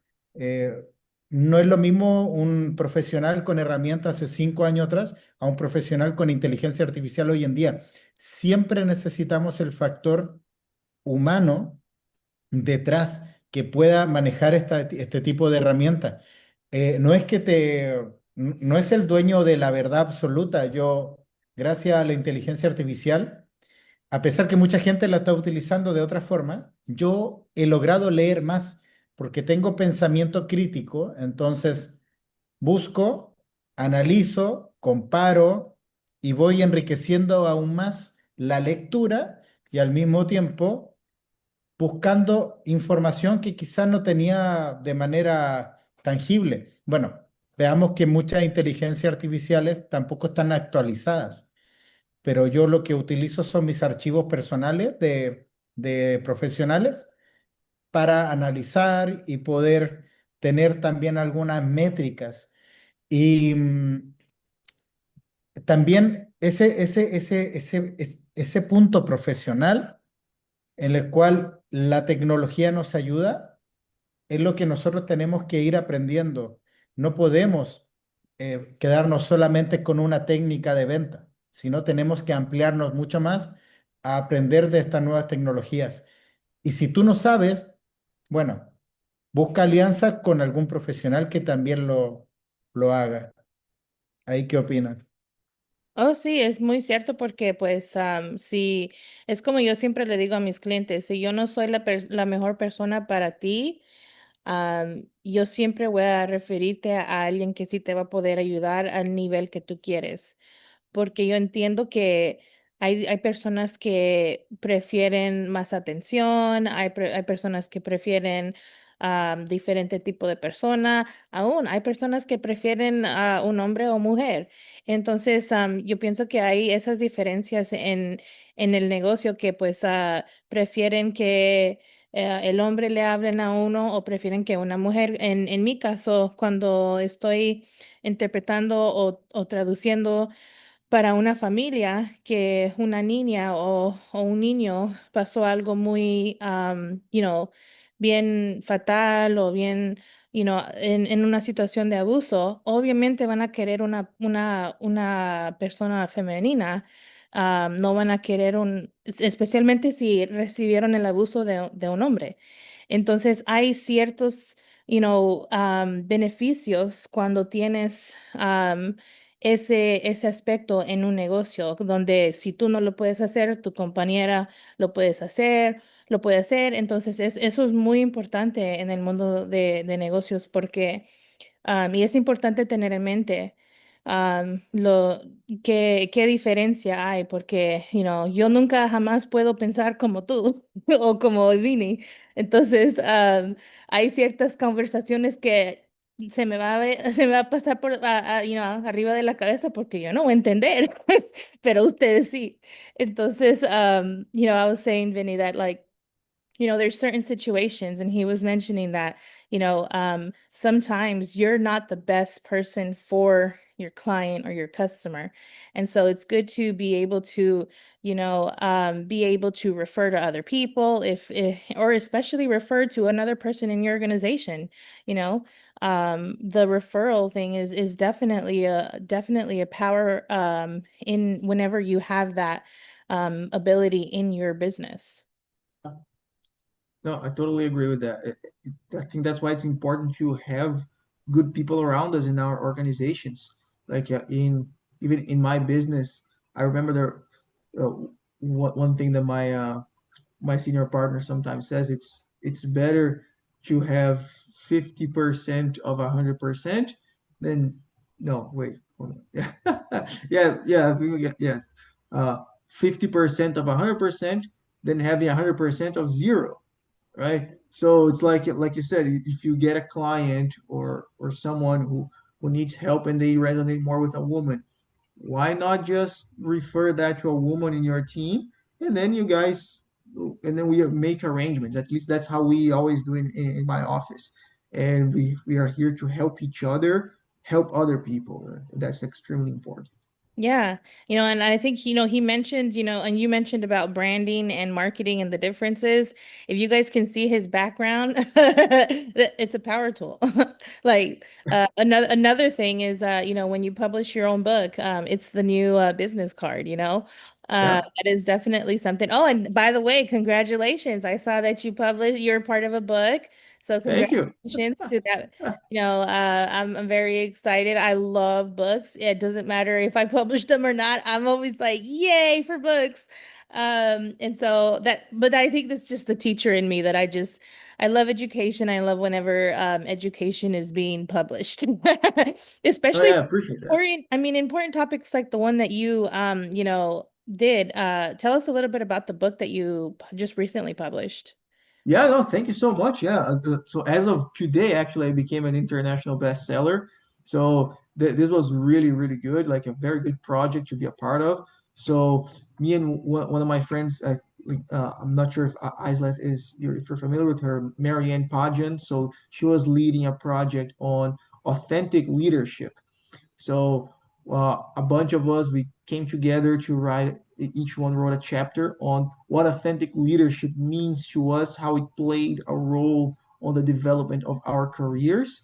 And I was fortunate enough to be offered to be part of the project. So I wrote a chapter in it to really try to show people how that played a role in my life, but also how people can use that for themselves when their careers are in the beginning mostly. Uh, I'm not going to spoil the book, but I mostly talked about how identity plays a role on becoming a good leader, an authentic leader. And it was a great project to be a part of. The whole team was incredible publishing it. they were so experienced with the whole publishing process. If there were issues, they would be solved right away. So it was awesome to be part of the project. So yeah, I'm really happy to be now a published author. Well, that's Thanks for the exciting. shout out. Yeah, for sure. David, él estaba diciendo que apenas hoy hoy ya es su primer libro que publicó. El tema que él habló fue de identidad y cómo tu identidad puede ser, ¿cómo se llama? Cómo ser una persona auténtica en el negocio. Un Ah, líder auténtico, un ¿o no? líder, sí. Y ahora es una bestseller internacional. Entonces, ¡yay! Se vendió muchos libros. Qué bueno. Eso, Am, eso de verdad que es increíble porque está dentro de lo que uno siempre le dicen. Escribe un libro, planta un árbol, ten un hijo y cosas así. Yo lo que le sumaba también a eso era migrar. Mira, yo ya participé en un libro, ya saben mi experiencia, que de ahí lo vamos a conversar también a lo mejor mañana. Escribí un capítulo y la verdad que para mí eso era impensado, aunque uno tiene siempre la capacidad de poder escribir desde lo personal. Yo creo que todo el mundo puede escribir un libro. Si te tienes que encontrar con la persona indicada, en este caso, por ejemplo, contigo, Sachi, que pueda tener esta oportunidad, porque lo vemos en una generación un poco lejano, porque no conocemos a alguien que se dedique en este mismo tema. A mí en lo personal, cuando yo estaba en Chile, yo pude participar en escribir este capítulo. La verdad que no sabía muy bien qué es lo que quería escribir. Eh, Escribí un capítulo sobre cómo tuve la primera idea de negocio. Y la primera idea de negocio fue a los 6 años promedio, cuando tenía una patineta y a la patineta le puse una silla acostada y en donde tú te sientas era la espalda para llevar a una persona. Entonces yo llevaba a un amigo a dar la vuelta en la plaza y le cobraba nada prácticamente, pero lo que le cobraba con eso iba a comprar dulces. Y después con el poquito dinero que iba quedando, iba arreglando esta patineta con la arcilla y era como, todos se querían subir a dar, fui el primer Uber, creo que fui como un Uber ahí de mis amigos y lo fui llevando todo y después a los demás se le empezó a ocurrir esa idea. Lo bueno es que mi papá me empezó a enseñar desde muy pequeño el tema del dinero y la verdad que siento que es multicultural el tema de cómo relacionarnos con el dinero, con las inversiones. Y sé que muchas personas tienen a lo mejor la inquietud, como un extranjero, en este caso un chileno, viviendo en México, porque sabemos que la comunidad que también te escucha viene muchas desde México, cómo se está comportando el mercado inmobiliario. Y la verdad que sí existen diferencias, pero diferencias que enriquecen aún más en esta parte profesional para mí, como también para mis clientes, porque en mi país existe el tema de los financiamientos bancarios, tal cual como existen en muchos países de Latinoamérica, pero aquí en México, aparte, existen otro tipo de ahorros que también tú vas ahorrando en los trabajos cuando tú te vas empleando. Hay un ahorro que se llama Infonavit, que para el mexicano a lo mejor que no esté escuchando, Infonavit. Entonces, tú cuando ya llevas un tiempo y quieres enfrentarte a comprar una propiedad, ya cuentas con un ahorro, que lo hiciste cuando estabas trabajando, así como empleado. Bueno, entre más años pases, tiene más ahorro. Eso en mi país de Chile no existe. Tú postulas a un subsidio, algo que el gobierno te da un monto para postular, pero no se lo ganan todos. O sea, tú postulas a un fondo concursable en el cual te sirve para dar como un enganche.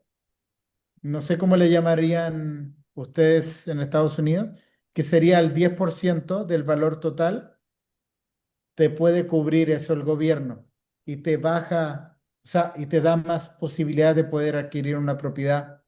Además, hay otro punto. En México, en distintos lugares de México, existen distintos intereses para una compra inmobiliaria. Yo estoy radicado ahora en Mérida, Yucatán, en el Golfo de México.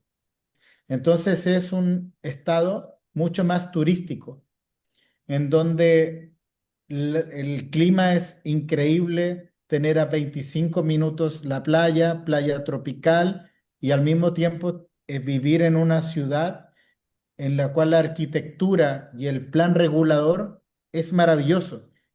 Y Mérida, Yucatán, en donde estoy radicado, es una de las ciudades más seguras de México y de Latinoamérica. Entonces, el factor seguridad para comprar en Chile, en Sudamérica y también en México, en Centroamérica, el factor seguridad se vuelve un factor determinante a la compra inmobiliaria. Antes eras otras cosas, mucha comodidad, más cercano a la playa. Hoy en día el factor seguridad es clave. Y lo otro, la plusvalía. La plusvalía es ese valor que tiene porque se va construyendo el crecimiento urbano, por ejemplo, una plaza comercial, una universidad, todo eso sube el valor de tu propiedad. Por eso a los inversionistas es muy bueno que ellos entiendan que para poder comprar una propiedad o un terreno tenemos que tener una visual no de hoy, sino de 5 años más para ver si realmente esa compra fue un buen negocio. Oh, sí, eso es lo que estábamos hablando antes que entraste, es que muchas personas se mueven a una ciudad dependiendo qué seguro la ciudad es, we mentioned, how safe a place is, and he said that that's one of the main reasons why a property has more value is the place where you're buying the property at safe. He mentioned about in Chile, they don't have, you were talking about those life insurance policy where it grows over time. They don't have that in Chile.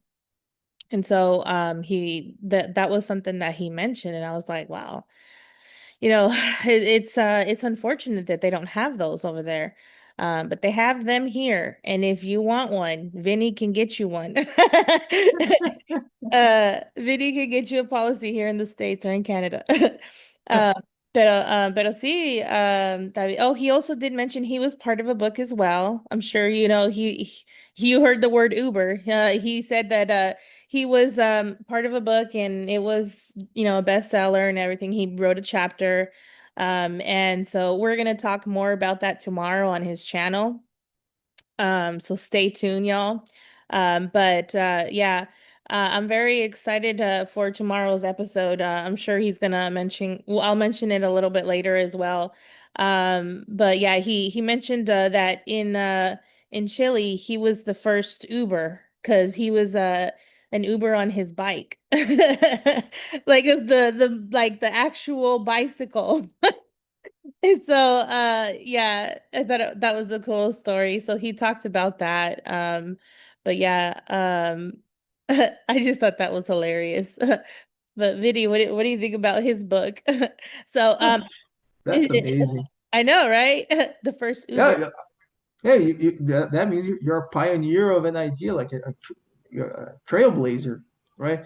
And it works. And I think like hey, maybe that I'm not sure if that's a big thing in the States, but here in Toronto we see a lot of bike Ubers or some e-bike Ubers.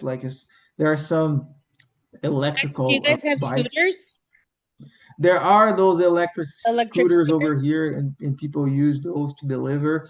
So yeah, when I lived in Brazil, like especially in the big cities in Brazil, being what over there we call those the moto boys, the guys who ride motorcycles. I used to ride motorcycles back in Brazil. That didn't make it less dangerous. That's for sure. But yeah, like I love what the B said there. Like Sure you if saved a lot of money on gas. I saved a lot of money on gas and I saved a lot of time because like the way that the traffic is designed in Brazil, it's very systematic, just like traffic in North America. But in the big cities, the motorcycles they can just go like in the middle of the cars. So you cut through a lot of traffic, and traffic is terrible in São Paulo. So with a El motorcycle, tráfico allá, how's the in so is it worse in Brazil than it is in Toronto? You're in Toronto, right? yeah. Is it worse in Well, Brazil? so I can't speak for all cities in Brazil, but like where I come from, São Paulo, I think traffic there is probably as bad as like LA or New York. It's Oh, wow.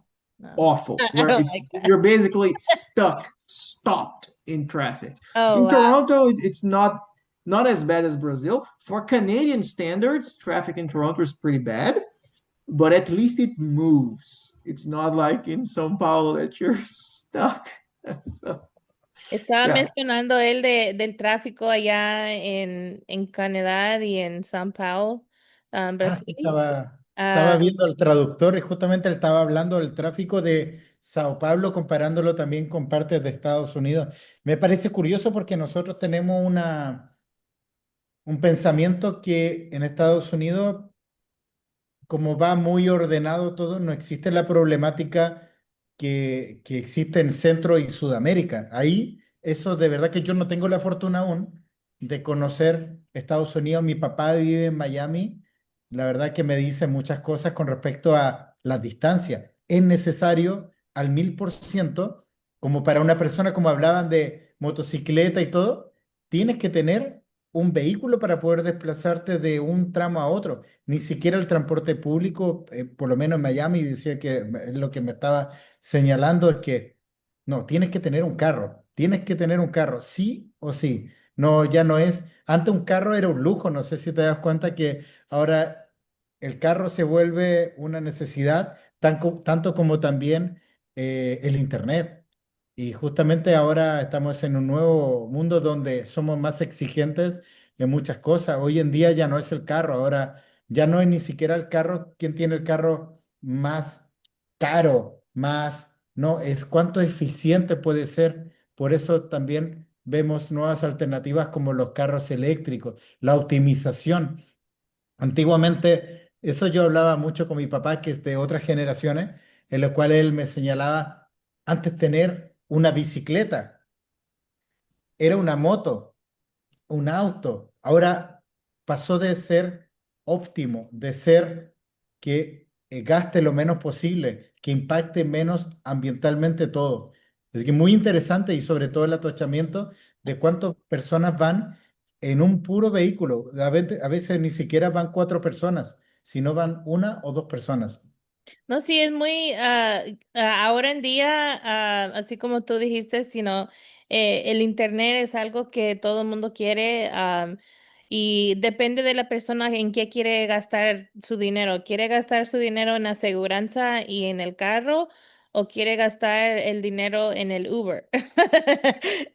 Porque pues, pero tienes que tener un Uber todo el tiempo. Entonces, dependiendo de cómo tú quieres gastar tu dinero. Hay personas que no pueden manejar, hay personas que no les gusta. Yo soy una de esas personas que a mí no me gusta manejar, pero gracias a Dios tengo un esposo que le encanta manejar. Allá, ¿Sabes qué?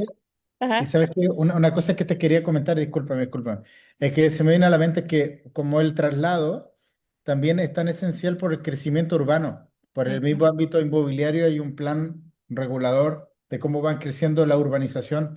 Entonces, ya es necesario, como dices tú, la herramienta de Uber, no tienes un vehículo, puedes llegar en un vehículo de alguien que va transitando. Entonces existen muchísimas soluciones en el crecimiento urbano. Antiguamente era desplazamientos casi imposibles, casi dependientes solamente de, por ejemplo, un bus, dependiente de un taxi. Ahora existen múltiples fórmulas de desplazamiento y eso garantiza y ayuda más al crecimiento urbano a tener un desplazamiento óptimo. Oh, sí, yo pienso que, y depende de la área, como yo estoy en la capital aquí en Arkansas, aquí hay más Ubers, hay más Lyft, pero allá en Russellville no hay muchos. Allá donde tú vives, David, ahí hay muchas motocicletas y hay también los scooters o los scooters eléctricos que solo son, se miran como... ¿las tienen en las calles así como para rentar o cómo es allá en México? Sí, justamente también yo creo que son empresas americanas en las que llegan con estas bicicletas eléctricas con desplazamiento en el cual tú dejas que no te la roban, obvio, porque existen países que se la roban. Yo todavía no entiendo eso, o sea, pero aquí no, la verdad, existen ciclovías y eso también ayuda muchísimo. Tanto en Chile, también como en México, en algunas partes también se preocupan mucho de esto mismo. Mérida es una ciudad que mezcla, Mérida, México, mezcla mucho la parte, la época colonial, existen construcciones que todavía se preservan muy bien. Y quiero hacer un paréntesis acá porque sé que mucha persona que no es de México o no ha tenido esa posibilidad de visitar México, aquí existe muchísima cultura, muchísimo vestigio arqueológico que tú puedes ver pirámides, no solamente una o dos pirámides, muchísimas pirámides, muchísimos lugares en donde se siente y está viva la arquitectura. La arquitectura de Mérida mezcla época colonial, época prehispánica. Wow. Mérida aquí en este mismo lugar donde yo estoy, cayó el meteorito que extinguió a los dinosaurios y bueno, y Oh, toda wow. Entonces, México tiene historia desde antes. Es Desde más, los dinosaurios. y existen aquí cenotes que son agua, son cavernas expuestas, así como imagínense un... A ver, espérame, espérame. Ahí sí, no sé si me escuchan que A salió. ver si Ahí nos va sí, a enseñar. ahí sí. ¿Me escucha? ¿Me escucha? Sí, sí te escucho. Ok. Aquí existen cavernas en donde hay agua. Tú te puedes bañar en cavernas subterráneas que se llaman cenotes. Antiguamente, las culturas mayas creían que eran portales hacia otras dimensiones del inframundo, todo ese pensamiento que ellos tenían, pero eso fue hecho por el meteorito, por el impacto. Entonces tienes la parte del meteorito, la parte prehispánica, la parte colonial y la parte moderna que da hoy en día una ciudad. Y eso ayuda mucho en el ámbito de la construcción y la venta. Wow. Ahorita estoy mirándolo en Google. Wow, eso es muy interesante. Did you understand that, Vinny? The city that he lives near, that they have a lot of prehistoric things in Mexico there. Yeah, Not only one pyramid, but multiples, and then they also have, I guess they have preserved from when the dinosaurs were roaming yeah, around. That yeah. is He mentioned really it's cool. where the meteor that killed the dinosaurs hit That is really Earth. cool.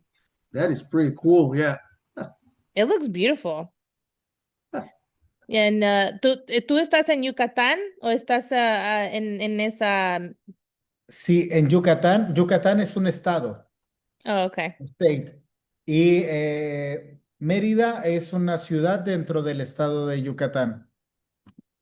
Mérida es el... Entonces, aquí, la verdad que existen terrenos muy buenos para comprar, muy buena inversión y al mismo tiempo propiedades modernas en lugares cercanos muy turísticos donde yo estoy y donde estoy promocionando también algunas de las propiedades. Estoy a 25 minutos de la playa y a 25 minutos de la ciudad, del centro de la ciudad.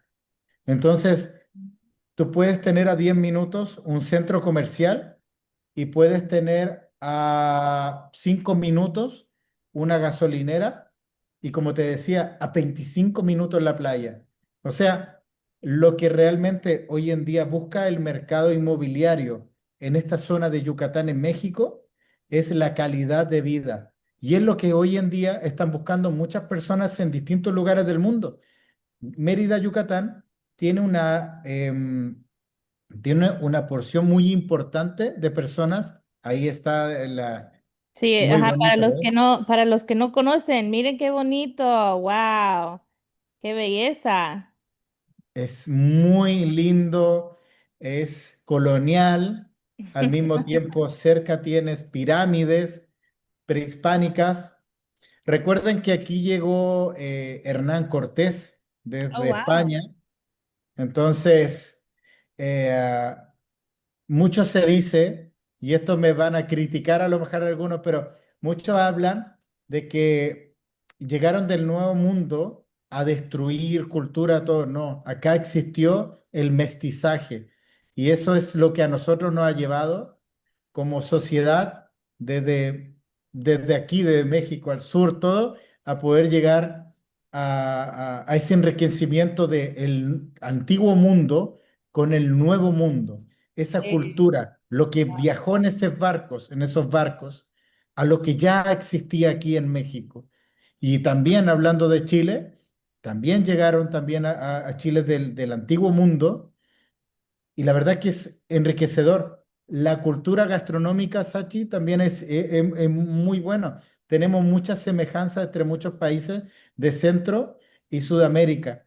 Y la verdad, la energía que van a encontrar cuando compren usted una propiedad en México o en Chile o en cualquier lugar también de los países que le hemos nombrado, es que aquí tú te sientes abrazado por su gastronomía, por sus personas, por, eh, por un clima que si logran ver después ahí, averiguar un poco de Yucatán, el clima es tropical, riquísimo. ¿Te quieres ir a la playa a las 7 de la mañana? Puedes ir a la playa a las 7 de la mañana.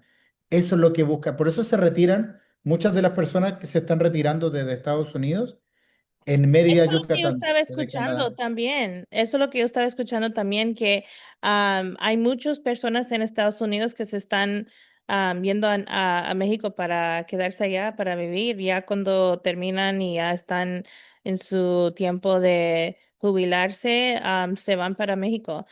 Vinny, have you heard about that, that people have been retiring in Mexico? Actually, yeah, like I do Yeah. have some Canadian friends. Maybe not some, but I know like maybe a handful of people who went down to Mexico to retire, or not necessarily to retire, but to run their business from Mexico. So they continue having their clients in Canada or in the US, and then they live in Mexico where the cost of living is so much lower. Uh, I do know someone who's also doing that in Ecuador, and I was in Costa Rica 4 weeks ago in my senior park. I was like, Oh, okay, that's I might right. do I the saw same. that. How was Costa Rica? Oh, Costa Rica was incredible. We had so much fun there. The culture was amazing. The food was incredible. And we had access to so much food. I just ate so much. Uh, Él so apenas, it was apenas great. regresó de Costa Rica. Fue para una vacación, entonces por eso es que ahorita está bien refrescado. Yeah, you're ready to go. You're ready to get these policies written up, and you had a good vacation. I'm glad. I saw the pictures; they're beautiful. I have family in Costa Rica, and so Oh, really? yeah, one of my family members, she has a dentist shop, or dentist clinic. She's an eye, ear, nose, throat doctor. Uh, That's awesome. and for everyone that doesn't know, in Costa Rica, if you want to be a physical therapist, you don't need any education. So Okay. that was pretty interesting. But yeah, any last words, Vinny? I know we extended the time, and so I'm gonna do another video just for this one, but we are out of time. So any last words or shout outs you want to give?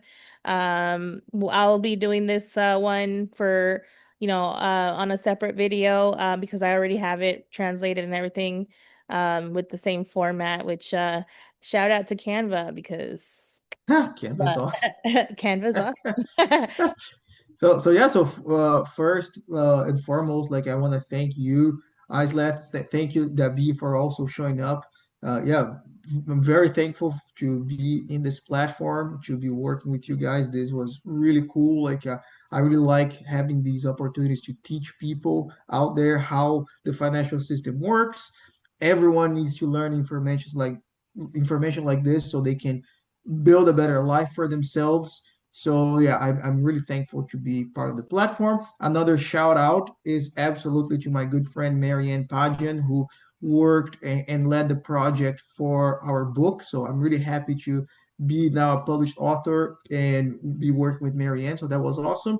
And finally, like a shout out to all my team here in Canada and the people who I'm working with and the partners I'm making in the US because like we really want to grow and spread as much financial education as possible. So yeah, this was really fun. Had a lot of fun tonight. I'm glad, I'm glad. Sí, Tiburón, dinos, ya mañana, para los que no saben, mañana vamos a estar en YouTube. Quería mencionar eso, que mañana vamos a estar hablando de, los beneficios de tener un libro digital. So, just like you were saying, you just published a book. Tomorrow, I'm going to be on his YouTube channel talking about the importance of having a digital book. And so, ebook, how they say. Pero sí, David, dinos un poquito de tu canal y lo que estás haciendo con Gaby para informar a nuestros seguidores y los que están escuchando. Ok, sí, mira, a ver, muchas gracias primero también por dar el espacio para promocionar. Mañana tenemos manteles blancos, como le decía, porque vamos a, a invitar a nuestra querida amiga Sachi.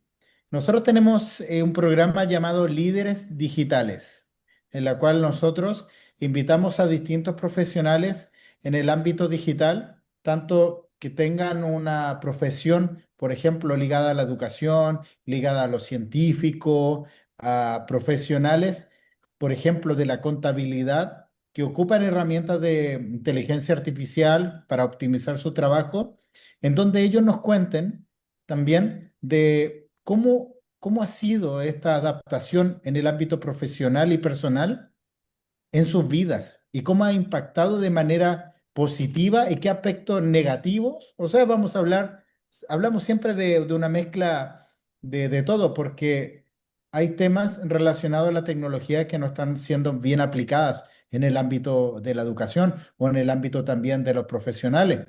Entonces, hemos tenido hasta el día de hoy, la verdad, 9 capítulos ya sería, parece, con el tuyo, en el cual invitados de muy alta calidad, y lo digo en todos los sentidos, profesional como de personas, en donde han logrado conectar con una audiencia que en un principio conoce aspectos de la tecnología por mano de Gaby y de mi persona, pero queremos abrir esto para que ellos conozcan no solamente a los referentes del área tecnológica como Elon Musk, como Sam Altman y todo, no, no, no, no, que vean a Sachi, que vean a Juanra, que vean a todos los chicos, a Rogelio también, que puedan ver de que una persona se puede dedicar en este mundo digital a ser un líder en su área, no tener miedo.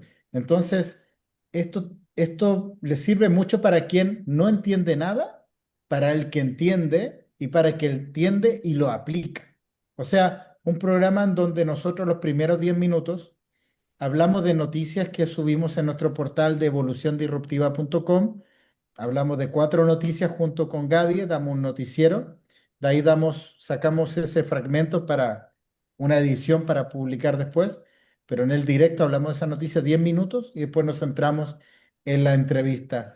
En una entrevista donde lo que nos gusta es que también comenten, porque en la televisión abierta no tienes esa posibilidad de poder tener un grado de interacción. Acá nosotros se rompe la cuarta pared y puedes conversar y hacer preguntas y todo lo demás a los distintos profesionales. Estamos creando una comunidad de líderes digitales, pero líderes que sean líderes en su campo, pero que también puedan servir. Nosotros tenemos mucho del hecho de servir al prójimo, a la persona que no logramos ver, pero ellos nos ven a nosotros, que les pueda servir, tanto en el momento como también posterior.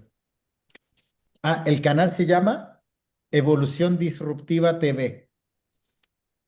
Sí, Evolución Disruptiva. estoy muy emocionada para estar allá con ustedes.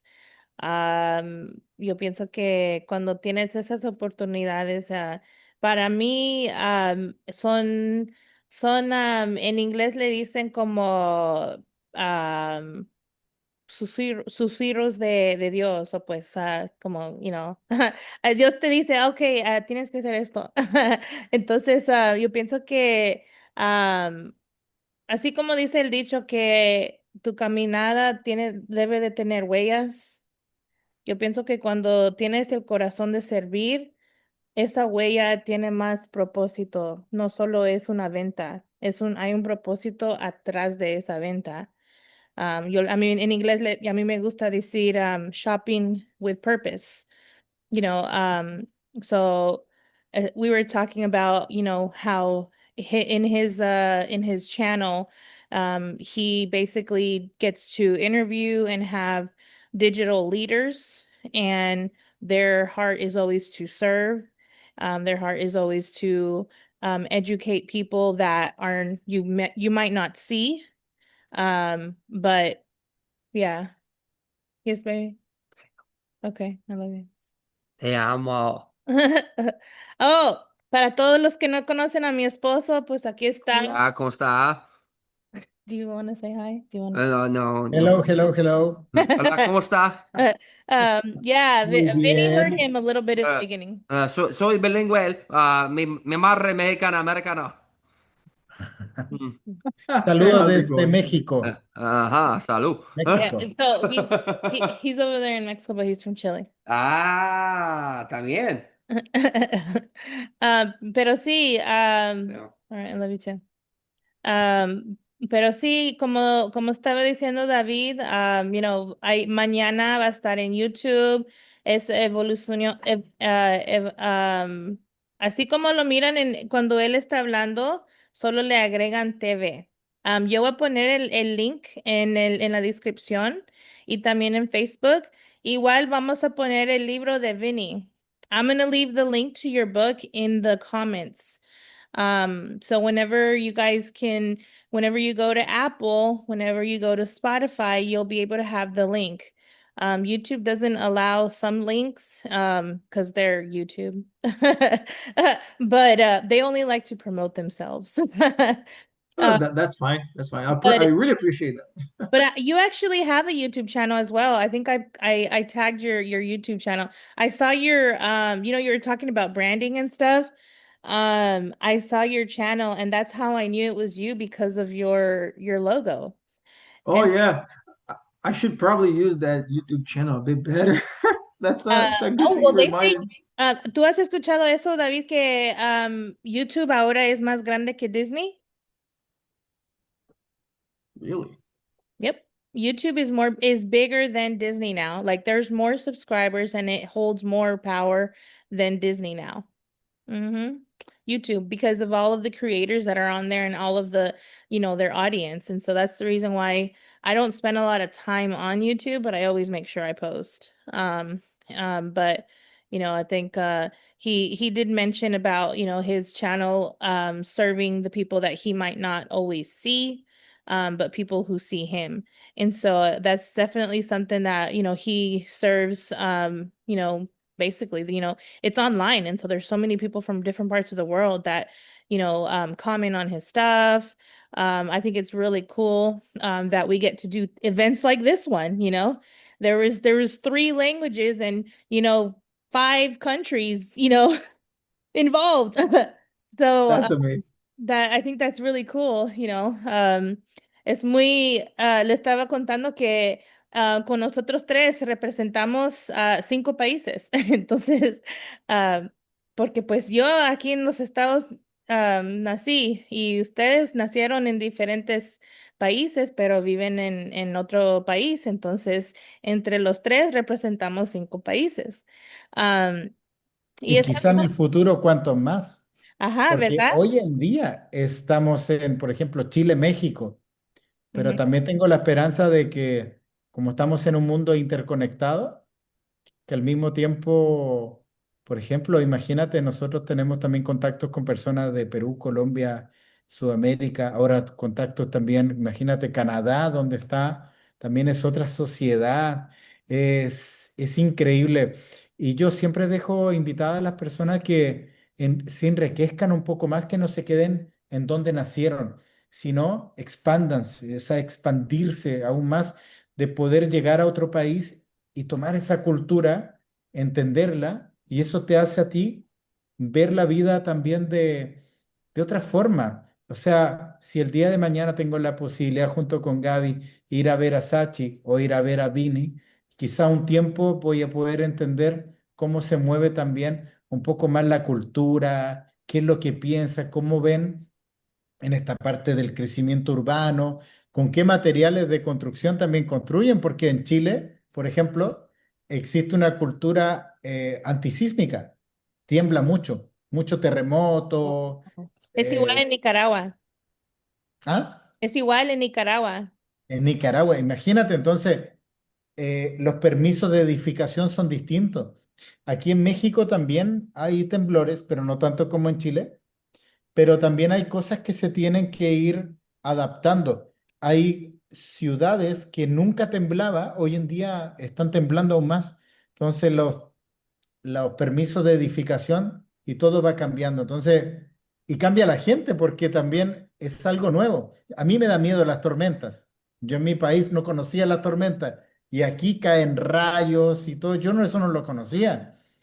La fauna es muy distinta también. Yo no había visto un venado, no había visto iguanas en el zoológico. Existen animales como que tenía que ir a un zoológico para poder ver. También existe cultura y cómo se aprecia el hecho de la familia. Ujú. Aquí la familia es donde comen uno, comen todos. Si no hay comida, o sea, si hay poca comida, se raciona para todos. Entonces, y si el que tiene mucho también ayuda, entonces son culturas, son crecimientos de sociedades que todas son muy buenas. Como dices tú, estamos representando hoy en día 5 países con 5 realidades distintas, pero todas convergen en que hay una sociedad, sea como sea, hay una sociedad en crecimiento. Y esperamos que también que sea un crecimiento en el cual también el ser humano se va adaptando a esta expansión, urbanización, locomoción, y todos los negocios que van creciendo y también nuestros jóvenes. ¿Qué país van a recibir también cuando ellos ya tengan la posibilidad de tener una casa? ¿Va a haber pensamiento ecológico? ¿Vamos a tener paneles solares en todas las casas? ¿Cómo Ojalá viene esa no. sociedad? Ojalá no. Ojalá no. Y La razón ahora, que yo digo que, he's talking about solar panels. And so he's talking, he was talking about, how we don't know how houses are going to be built in the future. Because he was mentioning that in Chile, it's kind of like Nicaragua, where there's a lot of earthquakes. And so they make houses differently. They have different materials because of the quakes. And then he was also mentioning about how we're all one society. And so, but yeah, pues cualquier última palabra o, cómo se pueden conectar contigo. Y Gaby, a ver, David, dinos cómo se pueden conectar sí, contigo. sí, justamente para mí la verdad que ha sido una jornada muy linda, la verdad que podría seguir junto a ustedes horas. Siento que es enriquecedor poder y te hago la invitación, Sachi, también a Vini, que podamos hacer algo más continuo para que muchas personas puedan tener esta oportunidad de poder escuchar tres puntos de vista de cinco países y hacer partícipe también a muchas más personas que nos puedan escuchar. Bueno, para mí, la verdad, poder compartir esta instancia junto a ustedes es un privilegio que no muchos tienen y al mismo tiempo me llevo muchísima información de cómo ven este aspecto eh, inmobiliario en sus respectivos países y todo el arrastre cultural que se tiene. Bueno, ¿cómo me pueden ubicar en redes sociales como Tiburón Disruptivo? Les va a aparecer, aparezco hasta en ChatGPT. Si me buscan así, tiburón disruptivo, les va a aparecer en dónde me pueden encontrar. También en Google, me gustaría que pasaran por Google y busquen tiburón disruptivo, en donde también me pueden ahí dejar algún comentario en TikTok, en YouTube, pero en YouTube estamos haciendo muchas iniciativas con Evolución Disruptiva TV, en donde me gustaría también tenerlos invitados a ustedes, como mañana va a estar también Sachi, tener también a Pini para ver cómo podemos hacer ahí alguna dinámica para que muchas personas también conozcan los distintos aspectos y hacer un mundo mucho más unido. Si no lo podemos ver de otras personas, bueno, cuando ya no lo ves de otras personas, es porque lo tienes que hacer tú. Así que muchas gracias, Sachi, muchas gracias también, Vini, y a todas las personas que estuvieron aquí acompañándome a mí también, que me siento muy acompañado, la verdad. De nada, sí, ya sabes que a mí me encanta, yo no sé, es algo especial la gente que conocí ahí en Clubhouse. Yo pienso que durante la pandemia, cuando no podíamos salir, ahí nos hicimos, amigos a muchas personas que eran calidad de personas porque estábamos en cuartos que pues eran de calidad. Entonces, estoy muy contenta de mi experiencia ahora y cómo ahora ya todos están saliendo de su rincón. Vinny, go ahead and tell us where they can find us, or where they can find you. And what social medias they can find you at, and where you spend the most time at. Yeah, so I am on Facebook, LinkedIn, Instagram, but I'll only leave Instagram here for now because it's the easiest one. It's the just the handle, and then you can find me everywhere else. So Instagram, I am at vinv.ca. So at vinv dot ca. And then I reply very fast there. You can find a link to communicate with me. So yeah, do reach out. Awesome. Yeah, I know, I think it's really cool. Again, I definitely wanted to thank you for your time. And, if you haven't listened to the past episodes, make sure you check out the past episodes that we've already done. We just recently had one of the poets from the book that we published, Explosion of Expression. It's out on Amazon. It's an ebook. We are working on the paperback because we want to add more artists and more, poets. And so, if you're interested in being a published poet or a published author, definitely let us know.